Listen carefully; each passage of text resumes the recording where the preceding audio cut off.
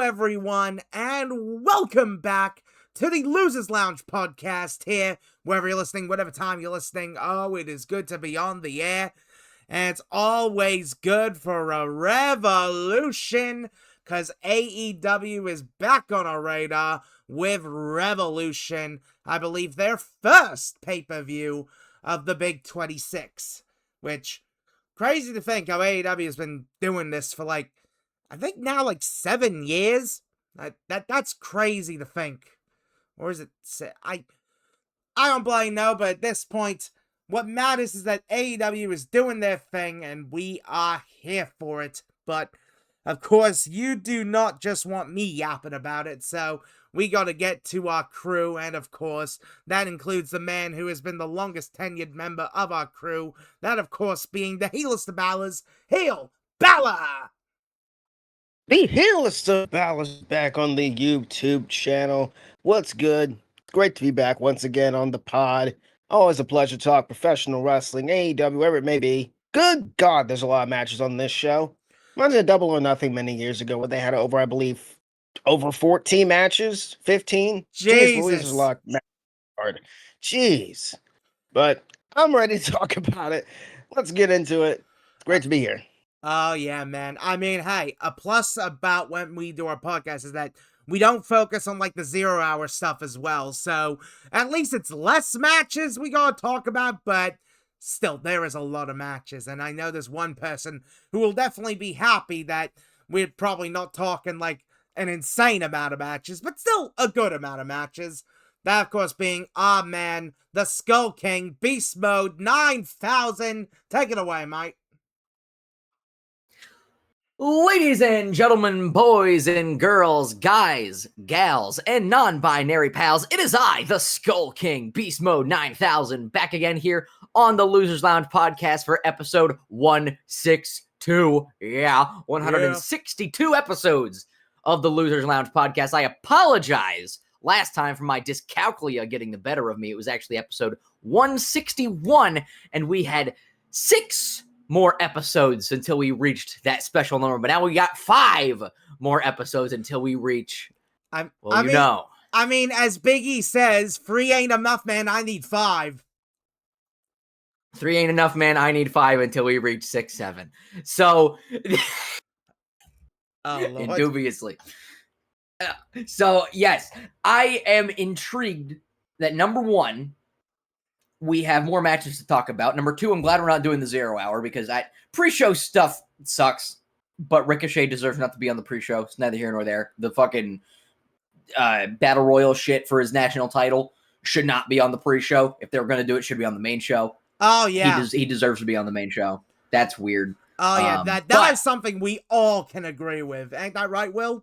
Absolutely. I am incredibly glad it is not overly stacked, though. It is a bolstered card, but I'm glad it's not going to be 8 hours long. Jesus Christ. But regardless of how many matches there are, to quote the band Tantric from World Wrestling All-Stars, we are starting a revolution. Yeah. Good God. Here you go. Oh, yes. Yeah, it's crazy. Revolution style. Oh, yes. I mean, come on. Base mention of World Wrestling All-Stars there, but of course, we're talking AEW Revolution. That shit sucked. Well, I mean, at least they had, wrestlers dress up as the fucking bananas in pajamas. Which... The bananas in pajamas? Yeah, dude. Oh, yeah. God. Bananas in pajamas are coming down the stairs. Yeah. Great copyright. I can't believe Beast actually knows what that is. Cause, dude, hey, man, I may be from parts unknown in the unfortunate United States of America, but I am cultured. And, hey, man. There you go. Australia, bananas in pajamas is incredibly based. Oh, yeah. In fact, funny thing when it comes to this year's Revolution is that it might be that this show might be a little bit easier to access for international folks, because before we get into any of the matches, we do want to quickly mention here that this will actually be, I believe, the first AEW pay-per-view to be on their own streaming service globally, My AEW, which I gotta be honest here, folks, I'm intrigued to see how this plays out, because, I mean, this is their first time of them properly doing, like, an AEW streaming service. I mean, yes, they had the AEW Plus thing on Thriller TV, and they've had partnerships over the years with services like HBO Max and Disney Plus and that kind of thing, but, yeah, this should be an interesting one, although I will say, honest complaint here with the service, I think you guys can agree with it. Where the hell is the mobile app? Where is it? Yeah, weird. Very weird. I can agree with that. Yeah. Like, legitimately, when the service launched, there was no mobile app. Like, yes, there is a smart TV app now, which is awesome, but no mobile app at launch is a pain in the ass. I don't want to have to go onto bloody Google Chrome just to watch my wrestling.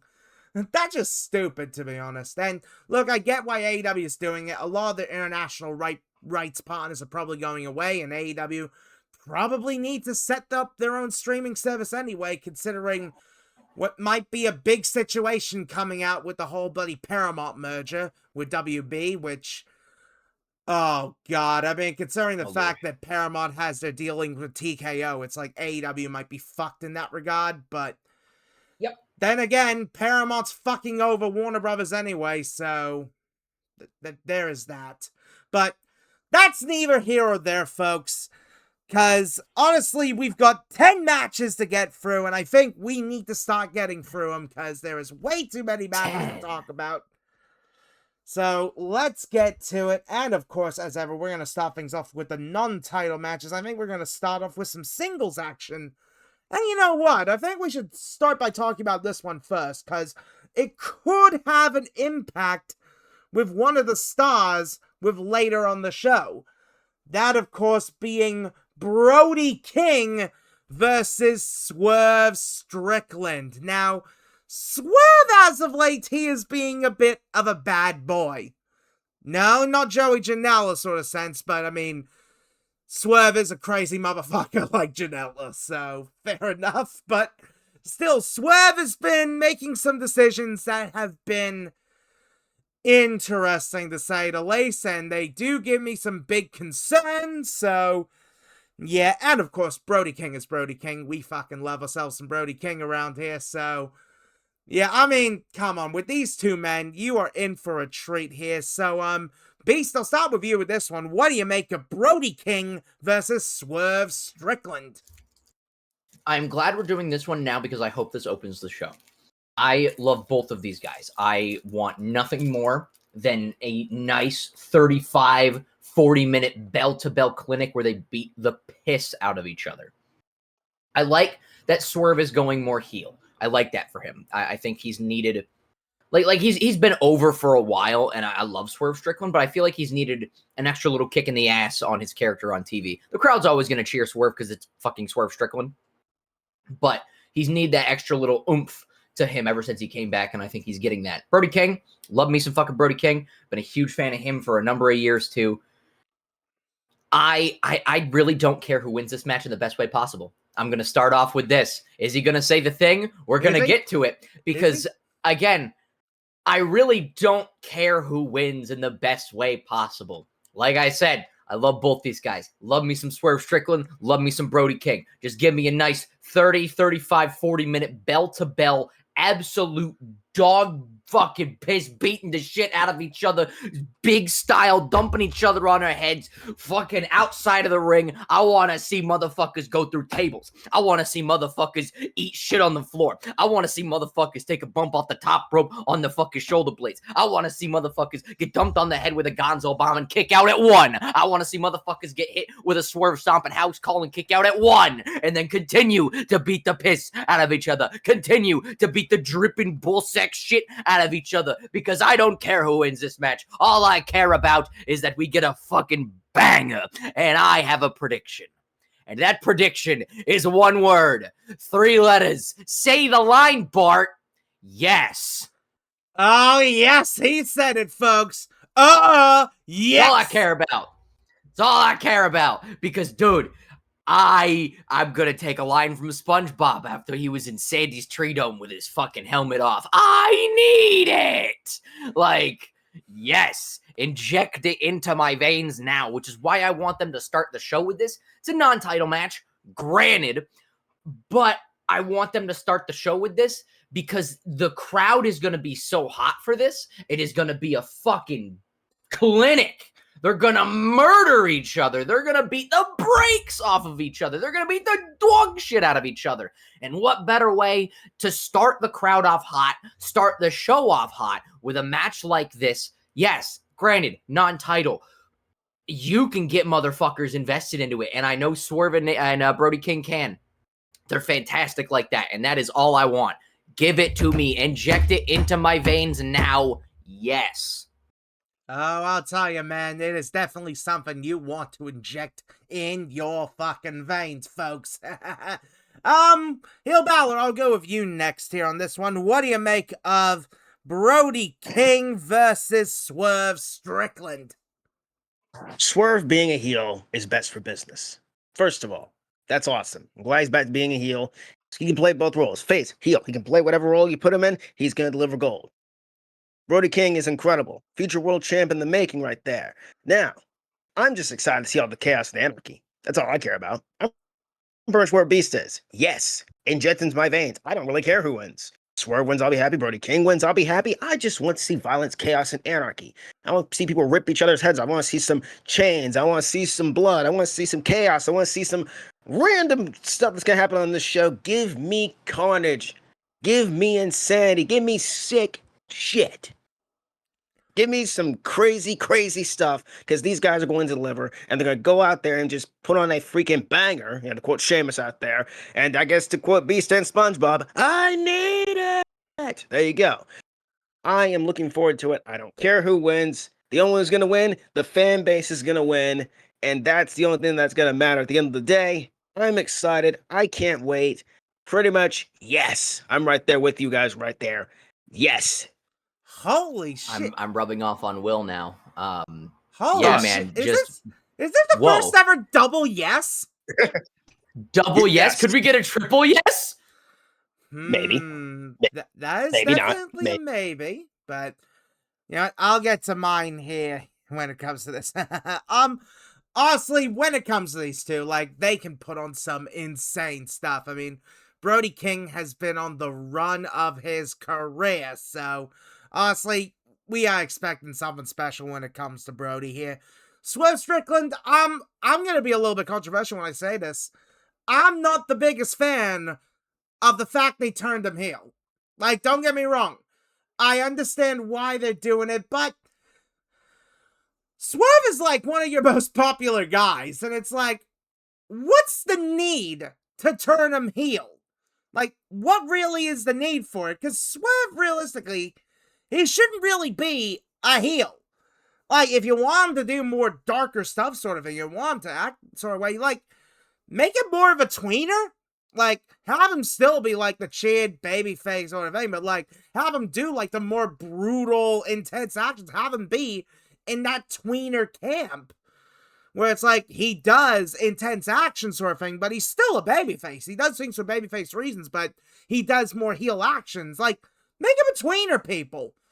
That's always the easiest solution for that. Make him a tweener. But I get why they're doing it, and I've got a bad feeling about why they might be doing it, and I'll get to that later. Oh, we will absolutely be getting to that later, but this match is going to be great. It absolutely is going to be. I mean, these two are going to fucking deliver. I will say this. On my notes, my mind and my notes are saying a Swerve Strickland victory, because, I mean, it would make a lot of sense for it to be the case. I mean, Swerve already going to the darker place, just like, oh, that's probably an easy win for Swerve there. But, you know what? My heart and what I'm truly gonna go for? Oh, it's happening, boys. It's happening. It's building. It's building.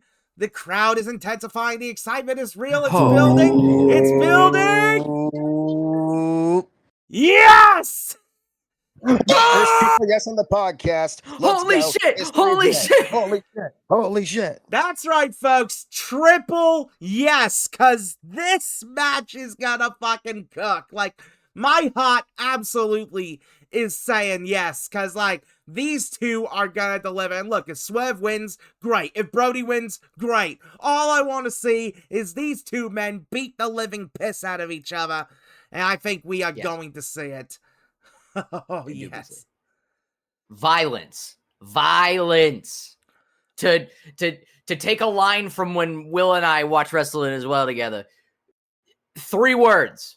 I want more. I want more. Yes. I agree. Give it to me now. I absolutely agree, folks. I absolutely agree.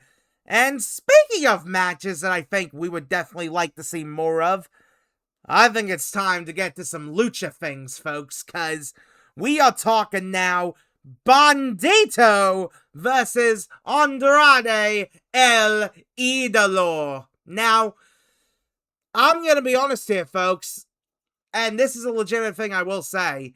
I haven't kept up as much with AEW as of late, even though I should, but look, I have my reasons for it, but to be honest, like, I've kept up with a few things, but seeing this in my notes and seeing this, I'm just like, huh? Because, like, Andrade, he's obviously busy being a member of the Don Callis family and also smooching up to the ladies. So, I mean, fair enough for Andrade. Fair enough. Based on Andrade, me too. I agree because I do the same thing, smooching up to the ladies. Hey, ladies, and even guys out there, my DMs are open. Just saying.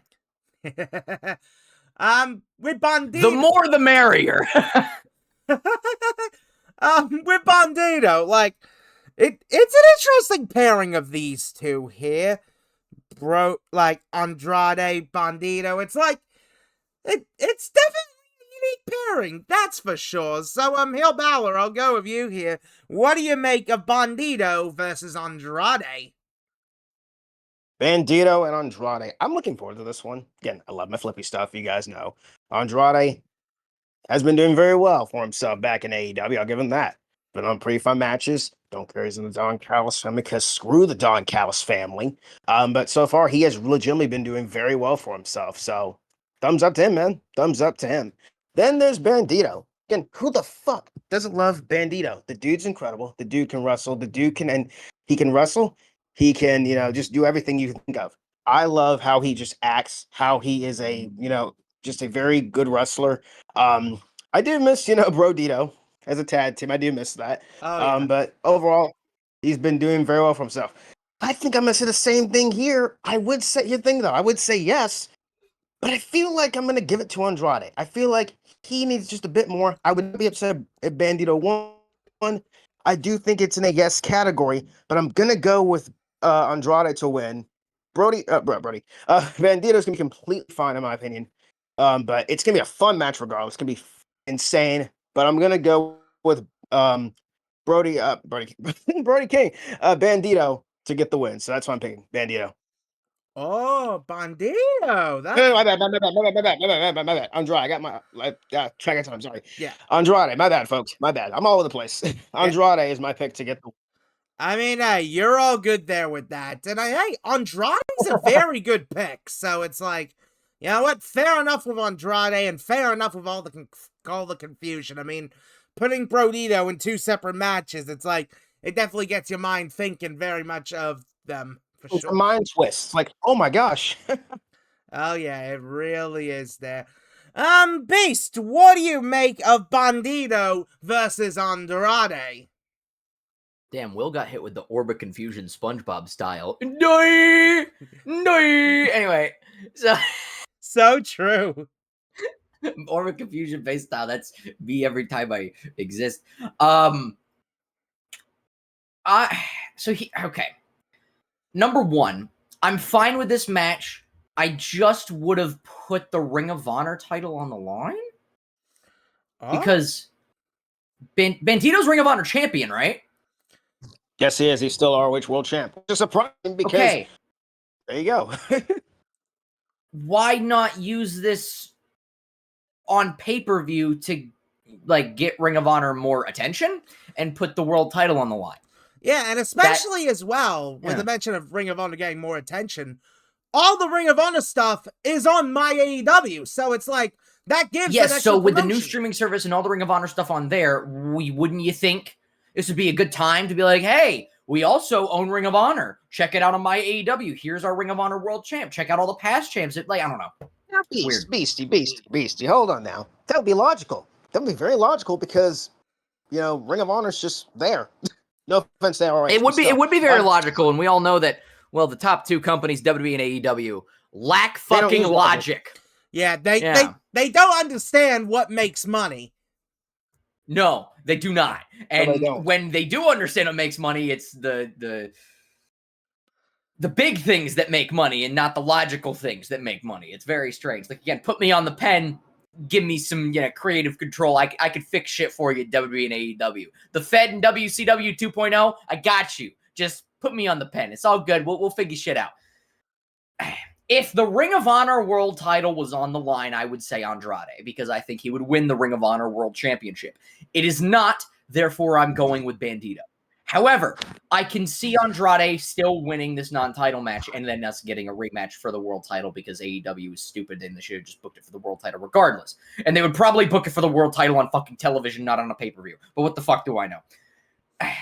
I think Bandito's going to win this. But I can see Andrade winning, and then us getting a Ring of Honor World title shot down the line between the two, probably again on fucking free TV where it should be on pay-per-view. It's very weird. I mean, I would have had this. Like, isn't Supercard of Honor something that they'll probably happen soon, or did they move it around? Oh, they could do a Supercard of Honor. Yeah, that is true. I don't know. I would have just put the Ring of Honor World title on the line here, and I would have had Andrade win. But that's just me. But I got Bandito. Should have been for the world title,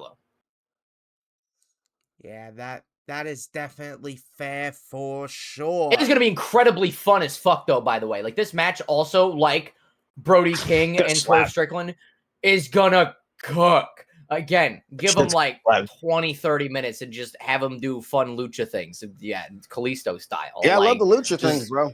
have them flip and dip and be fucking really close and snug with their fucking kicks and strikes. And yes, please. If the first match was going to be incredibly close and like King's Road, hard hitting, dumping each other on their fucking heads, maybe some extreme spots, this is going to be the juxtaposition of that with the extra like flippy shit. What's the word I want? Super athletic, very, very awesome springboards and dives. And yes, it's going to be close range and shit too, like fucking very snug strikes and kicks.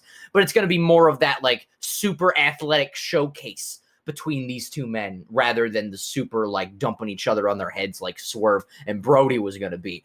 But I kind of want these matches to go back to back so we can get that nice juxtaposition. But that's just me. I think this match is going to fucking cook though. And oh my God, give it to me now. It's gonna be so good.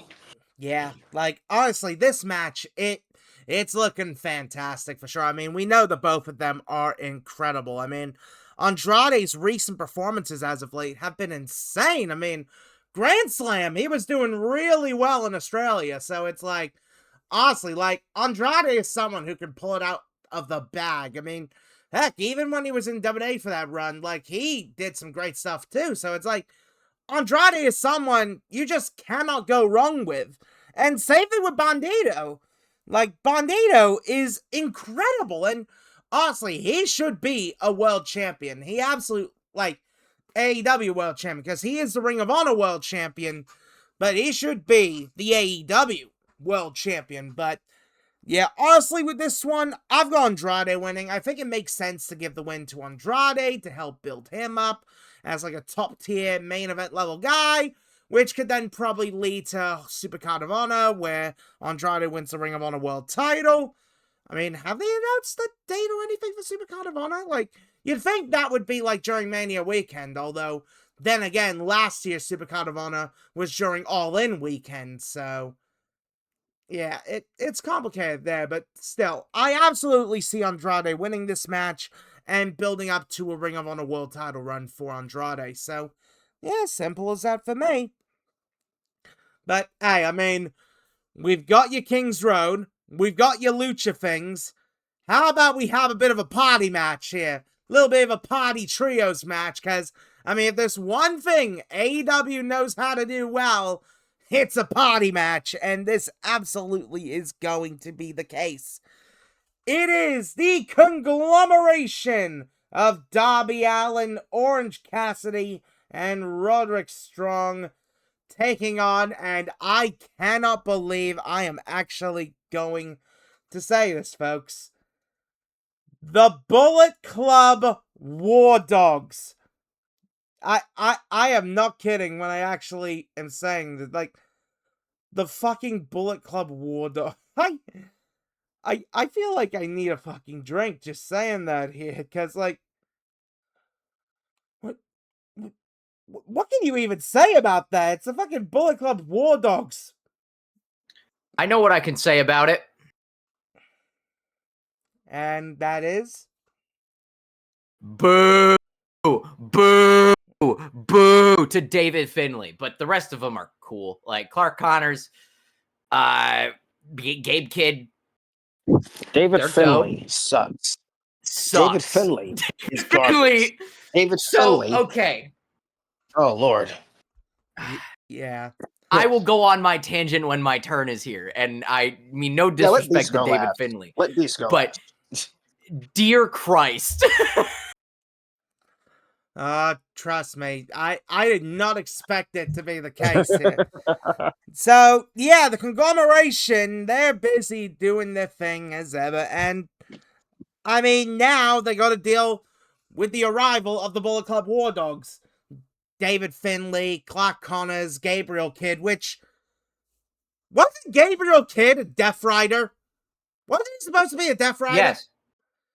Yes. Huh.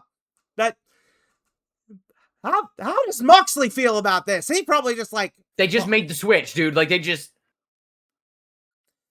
What? That makes no sense. They just did it, and now, like, the Death Riders are in a feud with the Don Callis family a little bit, but the Don Callis family isn't wrestling the Death Riders on this show. We'll get to that, folks. We will absolutely get to that, but... AEW's trio scene is a little cursed right now. Yeah, it's definitely quite weird right now. And look, this match is definitely gonna be quite an interesting one. So, HeelBalor, I know you've got a lot to say yourself when it comes to this. What do you make of the Bullet Club War Dogs versus the conglomeration? I'm gonna keep mine short and sweet and to the point. This is the fucking snooze match. We move. Really? No prediction? Or are you probably just gonna say conglomeration? Exactly. Because I'm gonna be taking a nap during this match. Okay then. So I guess you're going with the conglomeration. I mean, fair enough. Oh boy. So, well, Beast, I guess you've got a lot to say when it comes to the Bullet Club War Dogs. So, the floor is yours when it comes to this 6-man tag. Okay, so I'm going to disagree with Will a little bit. I don't think this is the snooze match. The snooze match we're going to get to. This... Okay. Audible sigh. The reason, and I'm gonna rip this apart, and I mean no disrespect to David Finlay or David Finlay's fans, but holy fucking shit. The reason that they made this a trios match, and the reason that they made this a tornado trios match is because David Finlay sucks. David Finlay is not good. David Finlay is not good between the ropes, on the mic, in character work. He is not great. I'm telling you right the fuck now. If anybody has not seen if this is your one of your first time seeing David Finlay, I am sorry. I am apologetic up the ass because I have seen some David Finlay shit. And he's not good. He is not great. And I know some people are going to disagree with me. That's fine. You can disagree all you want. Opinions are like assholes. Everybody has them, right? My opinion is that the dude sucks. He's like Jay White, very, very, very, very, very, very, very, very, very light. Jay White is a great wrestler. He has great character work, and he has great promos. Him and David Finlay kind of look like they could be brothers just because of how they look and how they dress and how they kind of act. David Finlay is like, Mom, I want Jay White. Honey, we have Jay White at home. Jay White at home. David Finlay, the reason he got put back in the War Dogs, which I'm not calling them the Dogs. There's too many dogs. There's Braun Breaker. There's Brody King. There's now the Dogs. I'm the dog, the bounty hunter. Like, no, they're the War Dogs. Even still, Bullet Club's dead, unfortunately. And, oh my God, Bullet Club's last leader was David fucking Finlay. If you told a fucking 16, 17, 18-year-old me that the last leader of Bullet Club would be David fucking Finlay, I would have smacked you across the fucking face.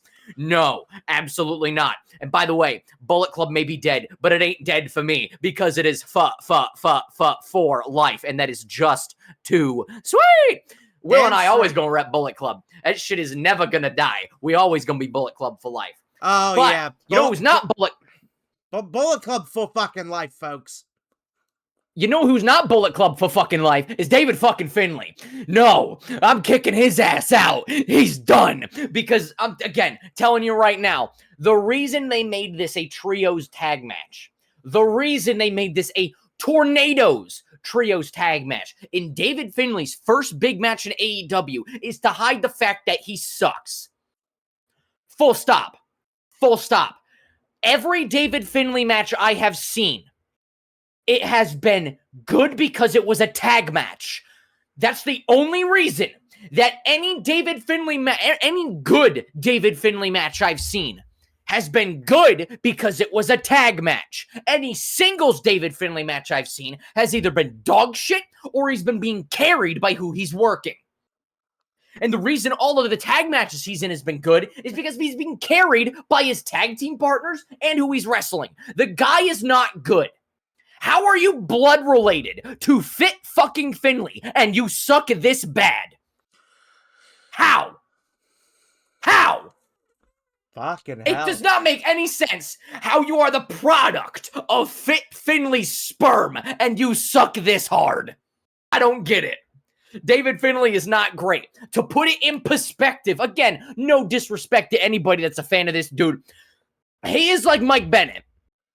Mike Bennett, when he was in Ring of Honor and then went to WWE, the WWE fans, the E-drones, was sucking this man's dick so hard. Oh my God.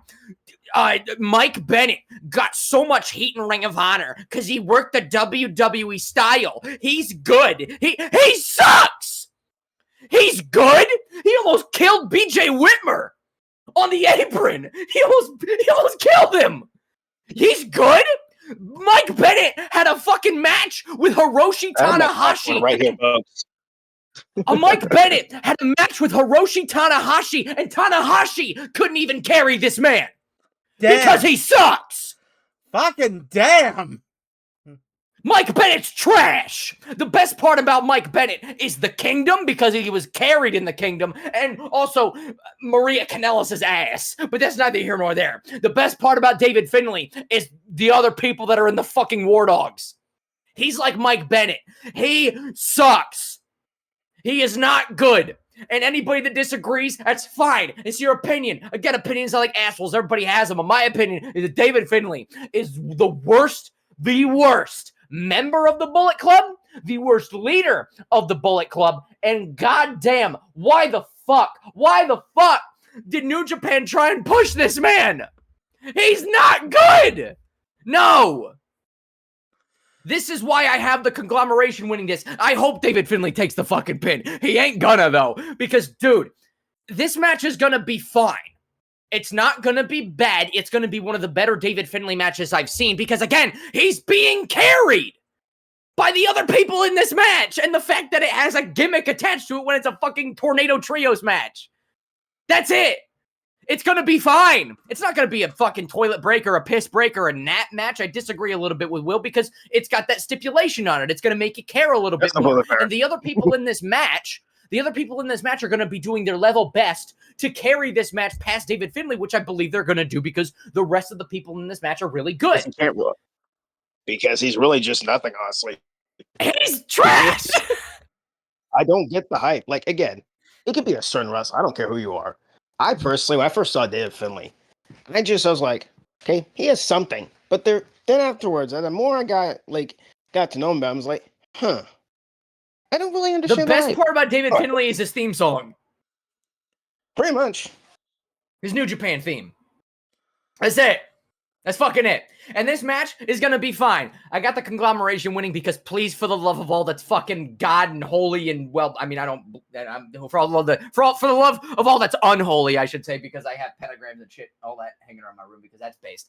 For all the love that's unholy, please, God, please, the flying spaghetti monster in the clouds, whoever the fuck you are, please have the fucking conglomeration win this. If you don't, I am gonna fucking rip my nuts off with my bare hands. Like, and if David Finlay gets the pin, oh God, no,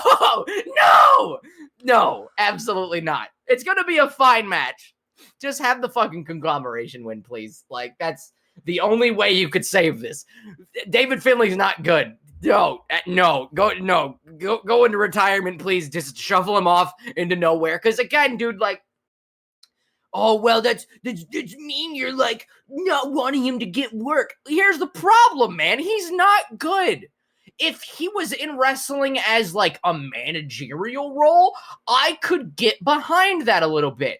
Because again, his promos suck dick, but at least he's like trying to be a manager. That would be fine. And have him dress all cool and shit with like the pants that he wears. That's kind of rad. I would at least kind of understand that. And I wouldn't have to see him fucking wrestle. But any company that David Finlay's a part of, like as a wrestler, kind of gets brought down because he sucks. He is not good. Okay. Picture you take a piece of white Wonder Bread. You dunk it in water.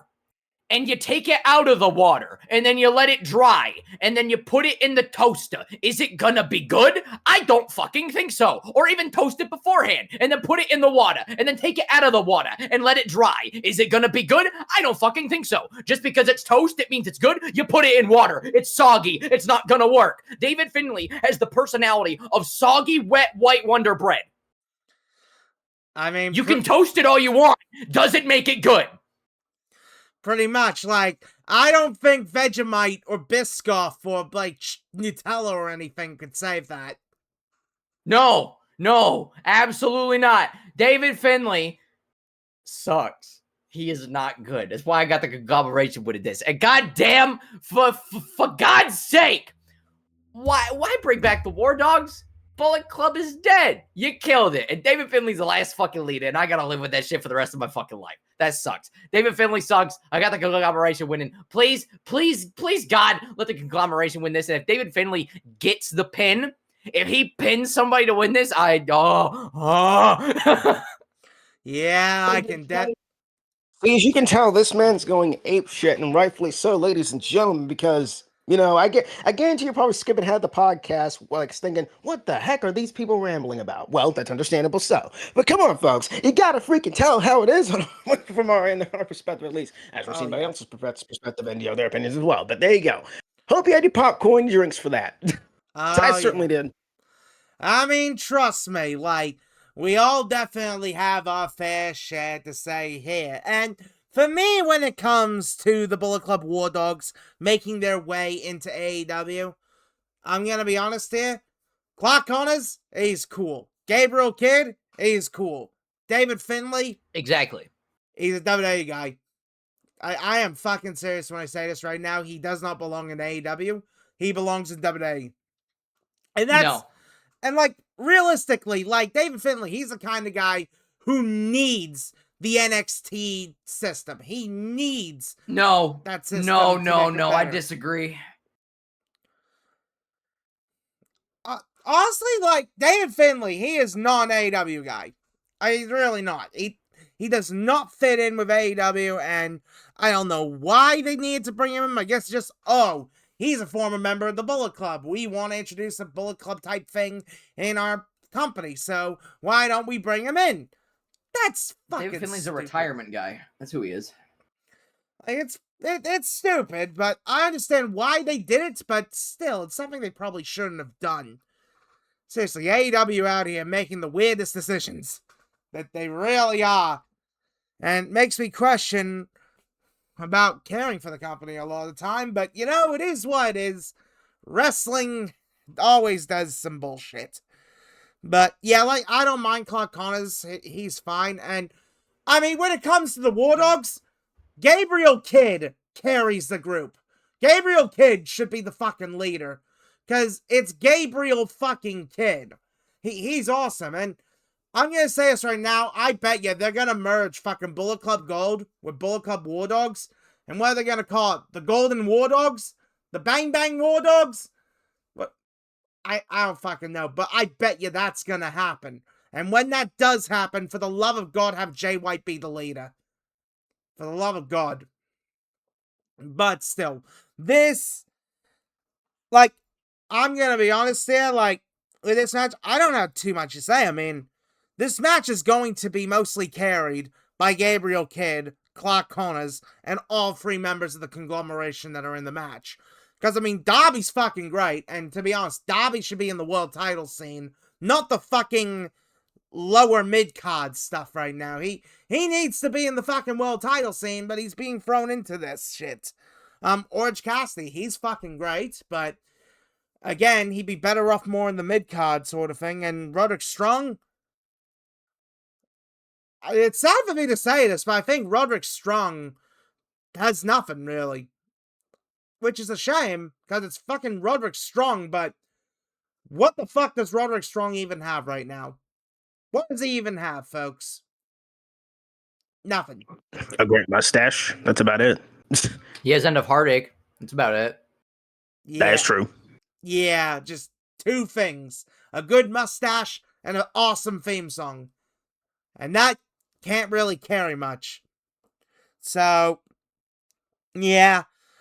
To be honest, this might be the bad decision to go for, but just because they're newly introduced, I would have to give the win to the Bullet Club War Dogs, but David Finlay does not get the pin. He does not get the pin. Audible Gabriel sigh. Kidd. Gabriel Kidd gets the fucking pin. Please. Because it's Gabriel. If the Bullet Club War Dogs are going to win, please have Gabe Kidd get the pin. Please. Or Clark Connors. Anybody but David Finlay. I feel like Bray Wyatt with the Roman Reigns thing right now. Anybody but you. Oh, yeah. Yeah, that's actually how I felt about Roman winning the Rumble. But still, it's like, yeah. Just because of the fact that they're, like, newly introduced in AEW and they want to establish dominance, they're gonna give them the win, but please let it be Gabriel Kidd who gets the pin, because it's Gabriel fucking Kidd. Gabriel Kidd deserves better. Simple as that. Yeah. But at least this next matchup should be kind of nice, because, I mean, Gabriel Kidd, he is a now former member of the Death Riders, and I think it's time we talk a little bit about the Death Riders. So we are going to be talking about Toni Storm versus Marina Shafir. And this match has an added stipulation. Everyone's banned from ringside. Why? I don't know, just cuz. But I mean, Marina Shafir is doing alright for herself in the Death Riders. She's doing something, which is cool, I guess. I don't fucking know, sort of thing. But, I mean, you got Toni Storm there. And Toni Storm, whenever Toni Storm's on a pay-per-view, you know it's going to be a good time. And, I mean, they're in Los Angeles, so makes sense to get Toni Storm on the card, considering, like, how close they are to Hollywood, sort of thing. And the Warner Brothers lot in Burbank, which apparently is where Toni comes from, which I don't get that. But still, it is what it is. So, Beast, I'll start with you. What do you make of Toni Storm versus Marina Shafir. This is going to be fun. I think I like the stipulation of everyone being banned from ringside. I like that a lot. I think this is going to be a lot of fun. I personally also would have had Marina Shafir be the one to get her head shaved and not Wheeler Yuta. I think Marina would have looked so like she's a killer anyway. She would have looked so much more intimidating with like a military buzz cut. You know what I mean? Like she would have looked fucking nuts, dude. Like Marina's already a badass. I think adding that short haircut would have made her so much more of a badass. But that's just me. This match is going to be fun. I'm going to give the win to Marina Shafir because I think she deserves to be elevated a little bit more than what she currently is. I understand why they're probably going to have Toni win because it's Toni Storm and she's a big star. I would give it to Marina Shafir because Marina, again, like I said, is a badass and deserves more elevation. She is really rad. I do like Marina Shafir. I've really been a fan since she was in NXT, and I was like, man, she deserves more. When she was with Shayna Baszler and Jessamine Duke, I was like, man, she deserves a lot more. And her going to AEW, I was like, oh, she still deserves more. She still deserves more. She still deserves more. And I haven't seen her really get highly, highly, highly elevated yet. And I think she deserves that. She's a great talent, and I want to see the problem. Marina Shafir get the win here and get more elevated like she needs to be. Fair enough there, Beast. Fair enough. And HeelBalor, what do you make of Toni Storm versus Marina Shafir? Marina Shafir, when she first joined the Death Riders, I was very, apprehensive. I was like, don't personally get the hype with her. She can't really talk, of course, back then. She really isn't that much, to really write home about, in my opinion. Like, I just never got the hype, honestly. But over time, unlike David Finlay, over time I actually started to like her. We're right on David Finlay. I know it's the David Finlay hate club, I guess. Not really. But Marina Shafir, when she joined Death Rise and all that, like I said, a little bit over time, I was like, okay, see something in this. Her pairing with Mox, Wheeler Yuta, all of them coming together, all kind of stuff. The Kid Debray, good stuff. Now she's just the silent killer of the group, and I like it. I really like it. Yeah, I call her like the assassin of the group. Oh, hello, boys. We have someone just knocked on the door. Oh, really? Someone just knocked on the door. We're on air. Who's here? Yeah, who is that? Go check. Go open the door. Yeah, I'll open it for you guys. I'll open it. Yeah, go open. Oh, hello, Mike. Oh my gosh, it's Mike. This guy stinks. Well, hello. Wait, is this the right door, or did I go through the wrong door? I think you went through the Which front door are you looking for, Mikey? Yeah, what door are you looking? The forbidden door. Wrong show. We're not there yet. Oh, so you want me to come back thing. later? Okay, got you. No, stay in here. You're already here. Stay in here. Well, it's good to see you there, Mike. Good to see you there. Welcome to the party. Yeah, hey, What's the topic of conversation? Well, we're talking about we're on Marina Shafir versus Toni Storm right now. We're talking Revolution. We're on the air. Spoiler Say hi to the alert. audience. Hello, audience. My name is Mike Wexler, aka Sock Monkey Mike. You can follow me there, but mostly follow these guys because this is their podcast, Losers Lounge. It's your podcast too. You're a podcast too, buddy. You're in the intro. I'm in the intro? Yeah, you're in the intro. Well, Oh my! since when? Brother, okay. You're in the intro. Since when? Since dude, this is like your 1 year anniversary with you. You're in the and Tyler. Okay, all right, whatever. Let's go. God, right. Mike, God damn it. Wait, 1 year of the pod? I thought I'd been there since like 3 years ago. Well, oh man. Well, Mike. We're currently in the middle of talking about the Toni Storm versus Marina Shafir match. Will, I believe, hasn't give who he wants to win. Oh, okay. The match, so. I'll do it right now. I'll let Mike do his shtick in just a second. I'm cool either way, I guess. Toni Storm, like I said, I'm not the biggest fan of her, but since getting away from the women's title scene, she's grown on me. She has grown on me. don't know what my dude Luther is. He's the best part of the freaking. He's the best part about it, in my opinion. But in all seriousness, Tony Storm is very good at what she does.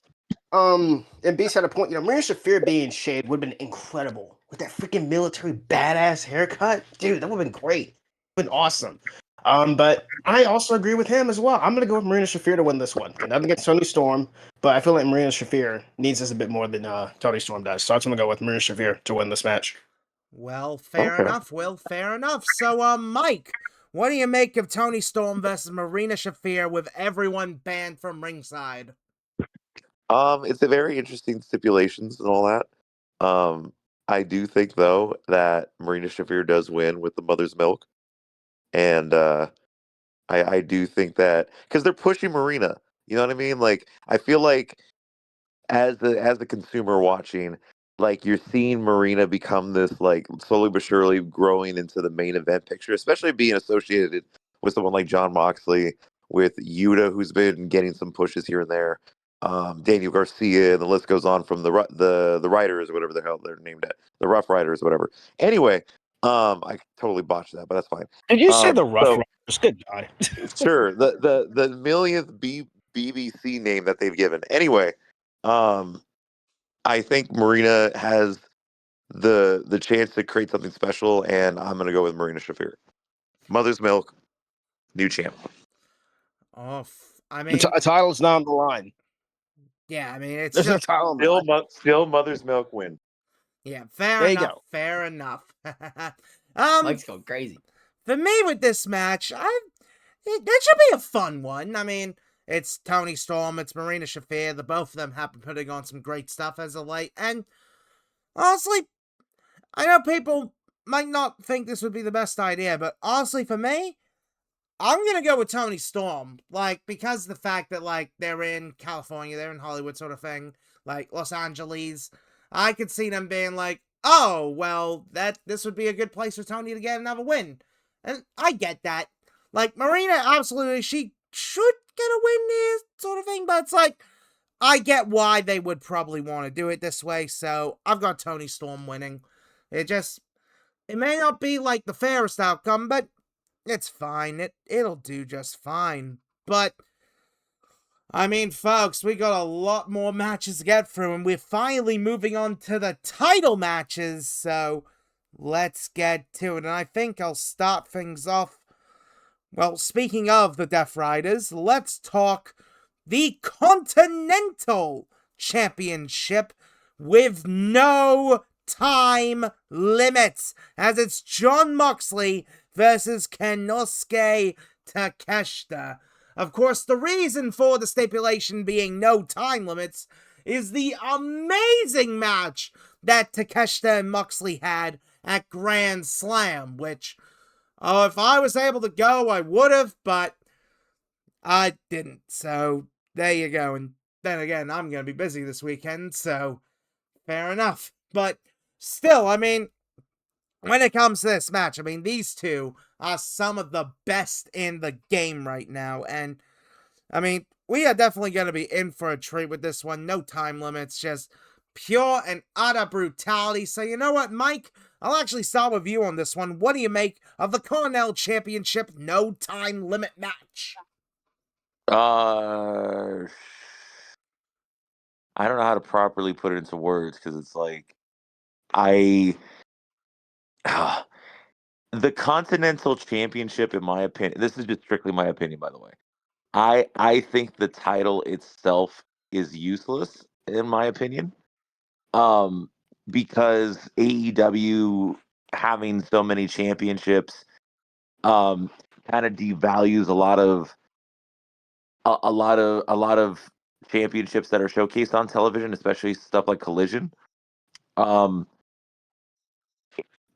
the Continental Classic Championship has never, again, in my opinion, has never been as much value as like the TNT title, the world title, um, and like just kind of the main titles that we've known since the origin of AEW in 2019. Since then, there's been obviously many, many more titles that have been entered into the fray, Like, hell, I even considered when Taz brought back for a short stint the FTW championship as more value than the Continental championship. You know what I mean?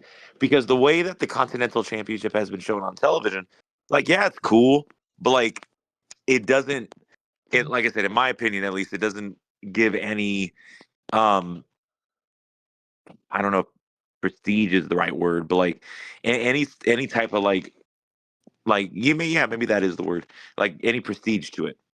Um, it like I hate to kind of, like even the national championship is getting more hype than the Continental, if that makes sense. Because like, yeah, like Okada had the title and that was cool. It like I don't know, man. Like it's just for me, it just doesn't the title doesn't stand out to me. And it's like John Moxley's great. Don't get me wrong. Like we've talked, like you guys talked about it on previous episodes and all that. That John Moxley since day one has been AEW all the way. Multiple time AEW World Champion. And then now with the Continental Classic, or Classic Championship, it's like it's like even with Moxley a part of it and the way that he's been presenting the title, it still doesn't feel special to me. Now Takeshita, on the other hand, is a badass. I love Takeshita to death. Um, I met him in 2022, and he is one of the most incredible athletes that I've ever met that ever came from Japan. With that said, like part of me, like the majority of me wants Takeshita to win, just for that way. I think that from my knowledge, and I could be wrong, so any of you all want to correct me, that's fine. That would be his first single title in AEW. To mine, I believe I so. think Yeah, he, I believe so. yeah, Yes. Did he because I have don't a think No, he one? actually, no, won. no, no, no, no, I, no, no, no, no, no, no, no. The did he get the national championship? the The one Did he get the Okada's national yeah, holding. championship? Yeah, not he the won that. national, He won the international. international championship. He Oh, won it in okay. a See, triple again, threat with another title. that's when Kyle Fletcher turned on Osprey. Yeah, yeah, yeah. So, like I said, I'm a huge Takeshita fan. I'm gonna go with Takeshita winning, and getting another title. But don't be surprised if Moxley ends up retaining, because again, they combined. I think it was the Continental and the um International. crap. What did they? Yeah, that one, and then like they combined it just to make the Continental championship. So I got Takeshita winning, but I mean, don't be surprised if John wins. That is fair there, Mike. That is fair. HeelBalor, I'll go with you next. What do you make of the no time limit draw Continental Championship match? They had a very fun match back at Grand Slam Australia. Went to the time limit, obviously. I love that match. It was so much fun, so energetic, just action packed. People say, "Oh, John's slow. He can't work. He can't do all that stuff." That's completely fair, and you're entitled to your opinion. I think John's incredible at what he does. I'm glad he's not world champion anymore. I'm glad he's doing his own thing. Death Riders, I guess they're tweeners, but John's more of like the babyface now. I'm just waiting for the Death Riders to turn heel on this dude. Takeshita is fantastic at what he does. He's always been great, always been incredible. Just get rid of the Don Callis and we'll be fine. But I'm very excited for this match. This is where I'm like, I'm not gonna say like, oh, either this is where I'm not gonna say like a yes for this. No, I'm gonna go and say Takeshita wins. Again, I love John. He's one of my favorites in AEW. Been riding with him all the way since WWE, all that kind of stuff when he was Dean Ambrose. But he doesn't need the international shit. No, the national, whichever the one he's holding, the The international. Continental. The Continental, my bad, Continental. There's so many belts in this company. Good God. The Continental Championship, because just it really, I understand. I guess he's here to elevate it. I guess I'll give him that credit. Takeshita, in my opinion, needs it more. Future world champ right there, definitely as well. He can go off and do whatever he wants. Maybe with the Don Callis, feud with Kyle Fletcher, whatever. Feud with Okada, I don't know. But I do think they're going to give the title to Takeshita here. He deserves it, in my opinion. John can go off and do his own thing. That's what I'm going to go with. Inosuke Takeshita to get the win. Ooh, I love you thinking there, Will. I love you thinking. And, Beast, what do you make of the Continental Championship no time limit match? Bell to bell clinic. I want to say yes, but I'm not going to because I already did that. Man, oh man. I can see this going either way, and I'm totally fine with it. However, the way I would go if I was booking this show, I would give it to Takeshita. Because Takeshita is the fucking man. That dude is so badass. I would give him the Continental Championship here just to elevate his stock more, right? And I know a lot of people don't like John. I like Moxley. I think he's fine. I think Takeshita beating John, because John is a big name in AEW and in the wrestling business, really elevates Takeshita and gives him more stock on his name. I think that's where you should go. I think Takeshita should win after like 50 fucking minutes, right? Like, fucking kill each other. I'm super pumped, though. I think they're just going to murder each other in that ring, and I'm so ready for it. Like, a lot of this card is stacked. There's a couple matches that I'm like, but most of the matches on this card look absolutely insane, and this is one of them because, goddamn, sign me up. I do have Takeshita winning. Not going to be upset if John wins. I just think the right direction is for Takeshita to get the win and become the new Continental Champion. Oh, trust me, Beast. I definitely agree that this show is going to have so many good matches on there. For me with this match, like, obviously the match that Takeshita and Moxley had at Grand Slam was fantastic. Like, obviously I wasn't there to see it in person because, like, I wasn't going to Sydney. Like, I'm sorry, just a little bit of a pain in the ass for me to travel into Sydney at the moment, but if they do a show in Melbourne, that would make it a lot easier for me, but they didn't, so there you go. But still, like, their match, from everything I had heard and seen, their match was one of the best of that show. Probably the best of the show, but seriously, they can put on incredible stuff, and we know it from these two. I mean, Moxley, who has been more or less like the heart and soul of AEW from the beginning, and with Takeshita, who's been one of the best additions the company ever made to its roster. Like, very much, these two put on some amazing stuff. So, you know you're going to be in for a treat with this one. Absolutely. But this is where I differ from you guys with this one, because I think Moxley is winning this match, but not clean. And not the fault of Moxley. Moxley is not going to do anything dirty, because, of course he's not. I think we're going to get to some Don Callis family business, and I think, it's going to happen. It's going to happen. The one thing that everyone's been wondering about, when will Okada take down Takeshita? When will Don Callis betray Takeshita? Now. I think this is the moment when we will have Konosuke Takeshita gets taken down by Okada, and Okada will cost Takeshita the title, because this has been a story going on for months upon months about the whole Don Callis family implosion sort of thing, and I think we will absolutely be seeing Takeshita losing this match because of Okada taking him down, and Don Callis probably grabbing up, being like, "You're not part of my family anymore," and throws him down. I can vibe with that. I mean, look, yeah, Don Callis ain't everyone's cup of tea, but I'd be down for it, to be honest. Something different. Yeah, I can see it, and yes, Don Callis, fuck Don Callis, but I can see it. I can see that happening, and if John is going to retain, that is the way they should do it. Having Okada. It also protects Takeshita as well. Yeah, it like protects both guys as well. You know, so 100%. They both want to lose clean. So I respect that. I could see it going like that. Definitely. Yeah, and I would pop huge if that happened. 'Cause, dude, oh my god, Okada Takeshita.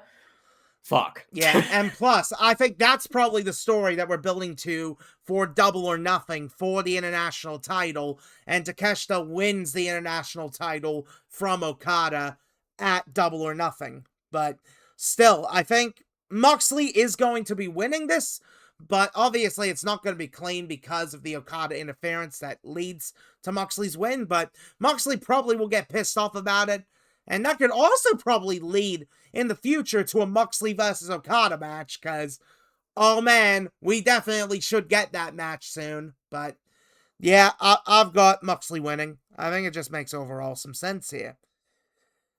But, well, speaking of the Don Callis family, and actually speaking of Kazuchika Okada, he's going to be in the next match that we are talking about, and that is for the AEW World Trios Championship, as it is indeed Kazuchika Okada, Mark Davis of Doyle and Davis fame, and it's that time, you know it. I know Beast will get to do it soon, but yeah, of course. Of course. It's a Lyle Fuckture. The Pro Star, Kyle. The porno star. Kyle Fletcher. Oh yes, and they will be taking on.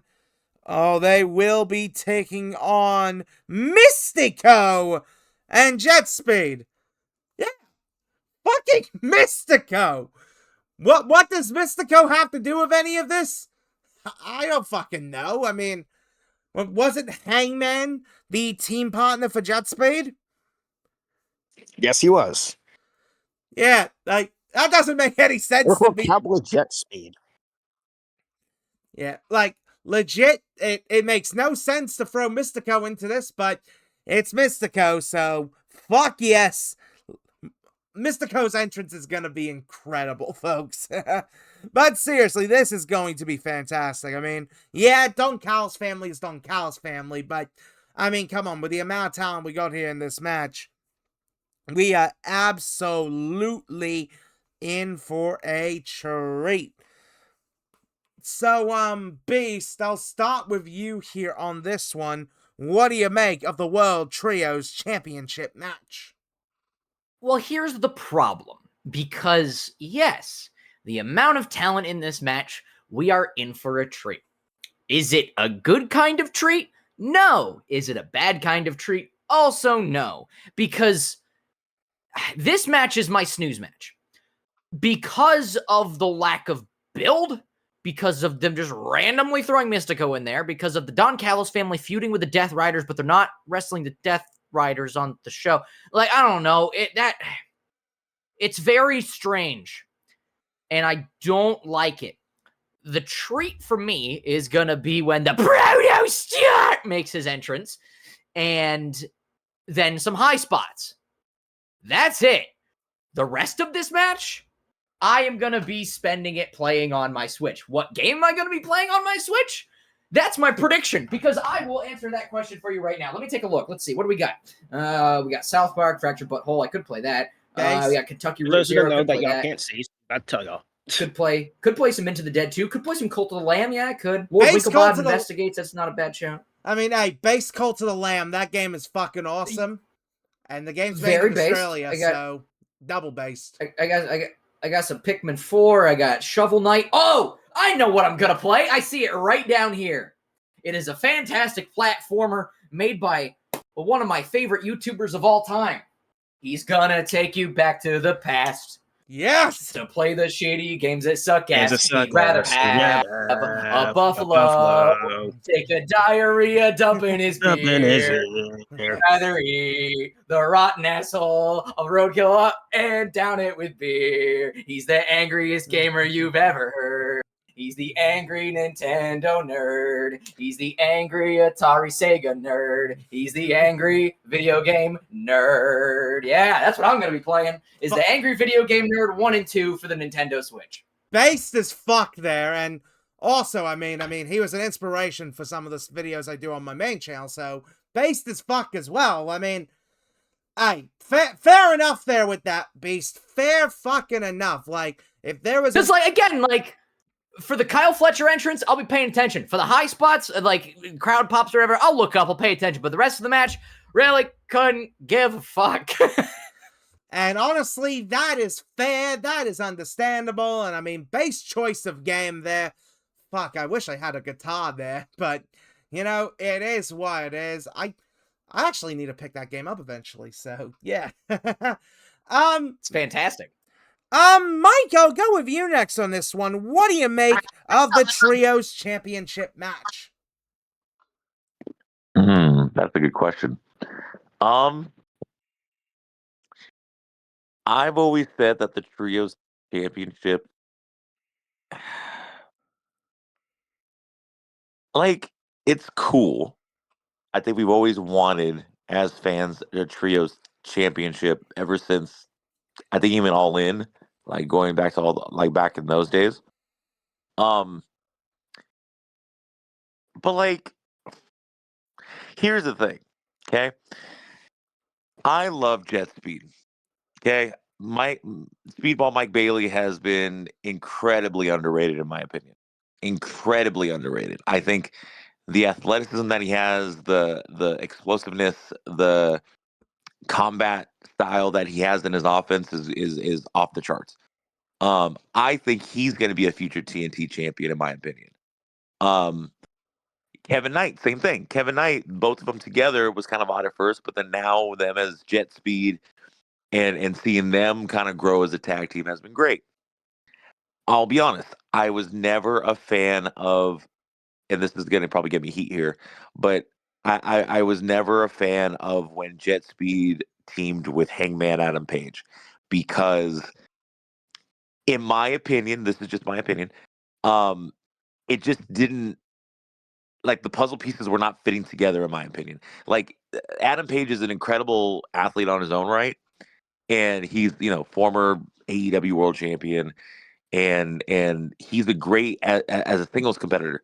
But it gave me the same taste of when like Kenny and Adam teamed during the pandemic and they won the tag titles. Like they're talented. Like what I'm trying to say is that he doesn't fit in the conversation of the tag division, in my opinion. Even in the trios division when that happened. Sure, congrats, he won the trios title. That was cool. But it was just like, for me, it just didn't look right having Adam Page, this former world champion, gifted on his own right, in another tag team. Okay. Um, them teaming up with Mystico, formerly Sin Cara, for those who don't know, in WWE. Um, it's going to be an interesting type of teaming because Jet Speed are very much high flyers in their own right, very cruiserweight, light heavyweight offense. A lot of high flying, a lot of agility. Um, and seeing Mystico put into the mix, who's over in Mexico, who is well respected in lucha libre. That's going to be an interesting combination to see. Now the Don Callis family. Um, Okada is a legend in his own right. Kyle Fletcher is a legend in the making, and Mark Davis is incredibly underrated. Don't get me wrong. Um, but I feel like they don't need the trios title because Kyle Fletcher's already a former TNT, or right? He's Actually, the former? No, he's he's the currently current TNT champion. current. He's Yeah, the current one. thank you. I was like, my timeline was off. But yeah, he's the current TNT champion. I mean, he just took the title off of, which was stupid, but of Tommaso Ciampa. Like, he doesn't, like, if he's trying to go for a belt collector gimmick, sure, I get it. It'd be cool for him to win the trios title with the Don Callis family, but he doesn't need it. He's a well-established star on his own. Same thing with Okada. Same thing goes with Mark freaking Davis. So in this one, just long story short, I'm going with Mystico and Jet Speed regaining the trios tag team championships. Because again, sure, it's cool for them to be double champs for Kyle Fletcher in this case. It's cool. Don't get me wrong. It would be cool to see some Kenny Omega belt collector thing revive back and see if he could collect all the time. That's all cool. But Kyle Fletcher doesn't need it as TNT champion. Same thing goes with Okada. He doesn't need it. And same thing goes with Mark freaking Davis. So sorry for the long rant, but I'm gonna go with Jet Speed and Mystico regaining. Well, I mean, technically not regaining because Mystico never won it, but you get what I mean. Yeah, we get what you mean with that. And I mean, that is some fair insight there. Like, obviously with a lot of it, it's complicated to explain, but it makes all the sense in the world there. And HeelBalor, I'll go with you here. What do you make of the Trios Championship match? I'm right there with Mike as well. Like the trios championships really shouldn't be on the Don Callis family because they're pretty much great on their own. I understand kind of why they took it off of them to fuel the storm with MJF and Hangman. But at the same time, Fletcher's cool on his own, Okada's cool on his own, and Mark Davis is cool on his own. I again, like I said, understand the storyline wise, but they don't need them. On the other hand, you got, of course, Jet Speed. Shout out to my boy Kevin Knight. Love Kevin Knight, that's my guy. Speedball has always been incredible, and Mystico is awesome as well. It's gonna be a fun match. Just a little random tag team thrown together for the sake of the pay-per-view. They're not winning, obviously. But it's gonna be a fun match because Kyle Fletcher is always gonna be out there. We love Kyle Fletcher. Oh, Um, yeah. but there you go. It's always a fun time with them. But it should be great. It's gonna be a great match. I don't see the chance being crowned. But there really is just no need for the Don Callis to hold on to the trios tag belts. There really shouldn't be, in my opinion, trios tag belts to begin with, in my opinion. But that's just me. That's just me. But in all seriousness, the match is gonna be fun. I don't see any chance being crowned. The Don Callis family is gonna retain. That's how it's gonna be. Shout out to my boy Kevin Knight and Speedball. And Mystico's incredible too, but we all love Kyle Fletcher. In all seriousness, the Don Callis family is winning. Protostar. Anyways, there you go. There you go. Don Callis family is winning. Ooh, that's an interesting prediction there for Don Callis family. Very interesting for sure. Honestly, you know what? Since you guys were mentioning about the belts itself, I think my overall opinion with the trios titles have been that they're a nice thing to have, sort of thing. Like, I think AEW's biggest problem is that they have too many singles titles. Like, realistically for AEW, all they really need for singles titles are the World and TNT. That's really about it. They've got too many singles titles, but for things like the trios titles, I've got no issue with them. Like, it's a bit of a unique diversion sort of thing, and AEW has some of the best trios out there in the industry. So it's like, yeah, I can see the need for trios titles. It's just that you need to book your trios well, obviously. And with this match, I mean, Mystico and Jet Speed feels like an odd combination to me because, like, we had the whole thing of Hangman being with Jet Speed for a while, sort of thing. I don't fully get that, but it is what it is. I mean, hey, at least we get Mystico on the pay-per-view. And I think the reason for it is just because of the fact that since Hangman's gonna be busy on this show, he had to, like, do this. But you know what? That's fine with me. I can understand it. But yeah, nice to see Mystico on the show. Now, as to the Don Callis family members, well, I mean, Okada, the international champion, he's fucking Okada. Well, what do you expect, people? He's really fucking good. And yes, I still miss his New Japan theme, but his new AEW theme, it is still pretty good. So, yeah. I mean, of course, we got Mark Davis of Davis and Doyle. I'm surprised how Davis and Doyle aren't going after the tag titles right now, but hey, at least they put Davis on the card somewhere, which, I mean, a little bit of an Aussie Open reunion, in a sense, especially considering that we have the Proto Star, Kyle Fletcher, on this show. By God, always good to see him. Proto Star. Ah, yes, Kyle Fletcher. I guarantee everyone's getting annoyed right now with what we're doing. There you go. Oh, trust me. I mean, I will say this much with Fletcher. I did not understand the whole Tommaso Ciampa situation sort of thing, because, like, you could have easily been able to been like the Ciampa, okay, you can work the Australian show, and that's when you can drop the belt to Fletcher in Australia. But they dropped it earlier than that, which I think is bullshit in my opinion. But that's just me on that. It would have been a much bigger moment if Fletcher won the belt in Australia. But still. But, I mean, you've got 6 really good wrestlers in this match. You throw them together. Oh, this is going to be fun. This is actually going to be fun. I'm looking forward to it. In terms of who wins this, I'm going to go with the Don Callis family. I think Don Callis family might not be for everyone for me to go with them, but you know what? I don't mind the idea of the Don Callis family getting the trios titles and holding them on for a while. I mean, even then, Don Callis family, they could easily, like, freebird the rule sort of thing. It's like, it could be any sort of pairings of the Don Callis family holding the trios titles. So that then they'll probably be able to be like, okay, Fletcher and Okada, they can move on to other things and other business, while like Davis, Doyle, and El Clone could hold on to the titles or something. I don't fucking know what they would do with that, but still, I mean, I see the Don Callis family getting the win. I feel like it may not be the most popular option, but it's an option, and it'll be all right. Don Callis family can hold on to the belts to like All In maybe, so yeah, it's not too bad of an idea, I suppose. But I mean, speaking of those sort of tag team trio sort of thing, oh, this one, yeah, we're gonna have. If you folks thought that our discussion about David Finlay was going to be controversial, oh, get a load of this one, because this is for the AEW World Tag Team Championship match. And once again, for the 587th fucking time, it is FTR versus the Young Bucks. Yep. It fucking happened again. It happened again, folks. Audible sigh. Yeah.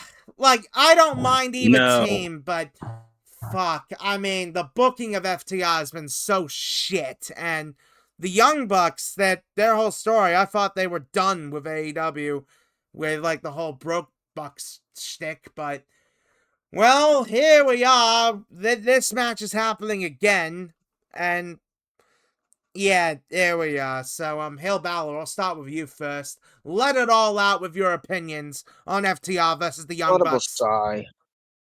Audible sigh, ladies and gentlemen. Listen, you guys know I'm not the biggest fan of the Young Bucks. I'm the biggest fan of FTR. Just, why are we doing this again? Why are we doing this again? Just, why? There's no need. I get, oh, they have history. Cool, great, they have history. Awesome. Can we do something different? Can we please do something different? Please. I just, I remember when this match first happened many years ago. Well, I think it was all out 2020. I know it was during the pandemic. I know that. I remember falling asleep during that match. I fell asleep during most of their matches. I will give praise where praise is due. They are good talents. They are. I respect their work. I respect what they do in that ring. But I just don't understand the hype of either team. Never a fan of the Young Bucks, never a fan of FTR. Just, I don't get it. But credit where credit is due. They are good at what they do in the ring. That being said, I just don't care about this match. I really don't. The only I care about is Edge and Christian coming back at this point and taking the tag belts, which is probably going to happen at this point. Um, or whoever is taking the tag belts. Who do I have winning? I don't really care, honestly. FTR, I guess. I don't know. FTR, why not? I really don't care. Sorry, folks. I just don't care. Audible sigh. Audible sigh. Yeah. FTR winning. Yeah, I mean, this is the kind of match, Will, where I know you'd probably be wanting to play something. Don't know what, but you probably would. I really personally just don't understand the hype of both teams. That's just me. And this goes back like years. I've never been a fan of the Young Bucks. I just really never been a fan of the Young Bucks. For people who are fans of them, completely fair. I respect that. People are fan of FTR. I respect that. I just don't understand the hype between both teams. But again, the athleticism and the craft they put on in that ring, and they do tell good stories. That gets a thumbs up from me. See, I'm not all that bad, ladies and gentlemen. But there you go. Yeah, I mean, hey, you have to give credit where credit is due. But I'm based. I know you're probably going to be just as harsh, if not even harsher, about this match. So, what do you make of FTR versus the Young Bucks number 782? Why? 9,999, actually. Why? Literally just why? I like FTR. I've been a fan of FTR since they were the Revival. The Young Bucks, I used to be a fan. I don't know, man. I'm over FTR and the Bucks. I don't care. I just don't care. And it's gonna be a good match. I would care more if we hadn't done this a million times. because both teams have great chemistry together. Both teams can put on a great match together. But we've seen it like a billion times, and I'm over it. Again, I would care more if this wasn't, episode 3,692,000. Like, I just don't give a fuck. I just don't care. I just do not care. So therefore, again, if there's some high spots, I'll look up. But maybe I'll play some fucking Death's Gambit Afterlife because I've got a boss fight I'm trying to beat on that. Maybe, going over to my PS3 section over here, I got a library in Parts Unknown, ladies and gentlemen, by the way, just to give you a little sneak peek. I'm going to make, by the way, at some point, I'm going to make a video game collection video on my YouTube channel. Stay tuned for that. I'll promote it on my socials when it comes out. At _BeastMode9000 Instagram and Twitter. Keep your eyes peeled. It'll come out in the, next few months maybe. I'm still adding shit to my collection. I'm going to be for a number of years, but I want to at least get some kind of video game collection out and then update it as I get more shit. Oh, but, yeah. I'll probably play everybody's links are in the description, folks, but base Lollipop Chainsaw. Yeah, maybe I'll play some Lollipop Chainsaw. Where I see my PS2 section. Let me see what I got down here. Maybe I'll play some Need for Speed Underground. I don't know. I got Simpsons Hit and Run. That's kind of rad. Let me see what I got for my OG Xbox. Let's see what I can play for that. Let's break this out. Oh, let's see. OG Xbox. Let's see. I got Fable. I got Ninja Gaiden, Mortal Kombat, Shaolin Monks, Dead or Alive 3. I got Demon Stone. I got some old NASCAR games. Could play some of that. I got Grand Theft Auto San Andreas. Oh, GameCube. Didn't bring that up. GameCube, I got fucking Fairly Odd Parents Shadow Showdown. I got WrestleMania. Let's see. I've got Hot Wheels World Race. That's kind of dope. Legend of Zelda Wind Waker and Legend of Zelda Twilight Princess. So might end up playing some of that too. Which, Twilight Princess, greatest Legend of Zelda game of all time, bar none. Don't at me. It's fantastic. Yeah, that's probably what I'm going to end up doing because fuck this fucking tag match. Oh, by the way, top 5 Legend of Zelda games because, I'm not talking about this fucking tag match. Twilight Princess number 1. Majora's Mask number 2. Tears of the Kingdom number 3. Ocarina of Time number 4.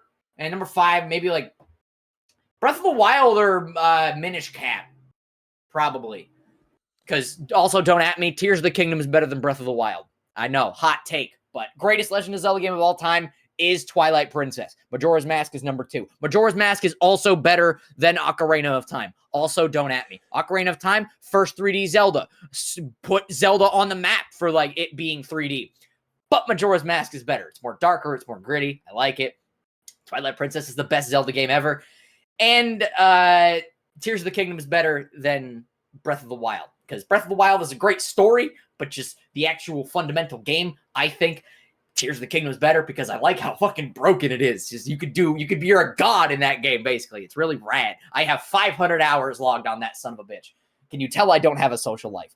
But yeah, that's probably what I'm going to be doing because fuck this tag match. I really don't care because I would care if this was not episode 1,000,002. I really just don't give a shit. Hey, folks, when it comes to this podcast, always expect Beast to come up with his reasons for match not being interesting. And fair enough. Fair fucking enough with this one. So, Mike, what do you make about Young Bucks versus FTR, number 6,482? Do I really have to talk about this match? You don't have to if you don't want to. No.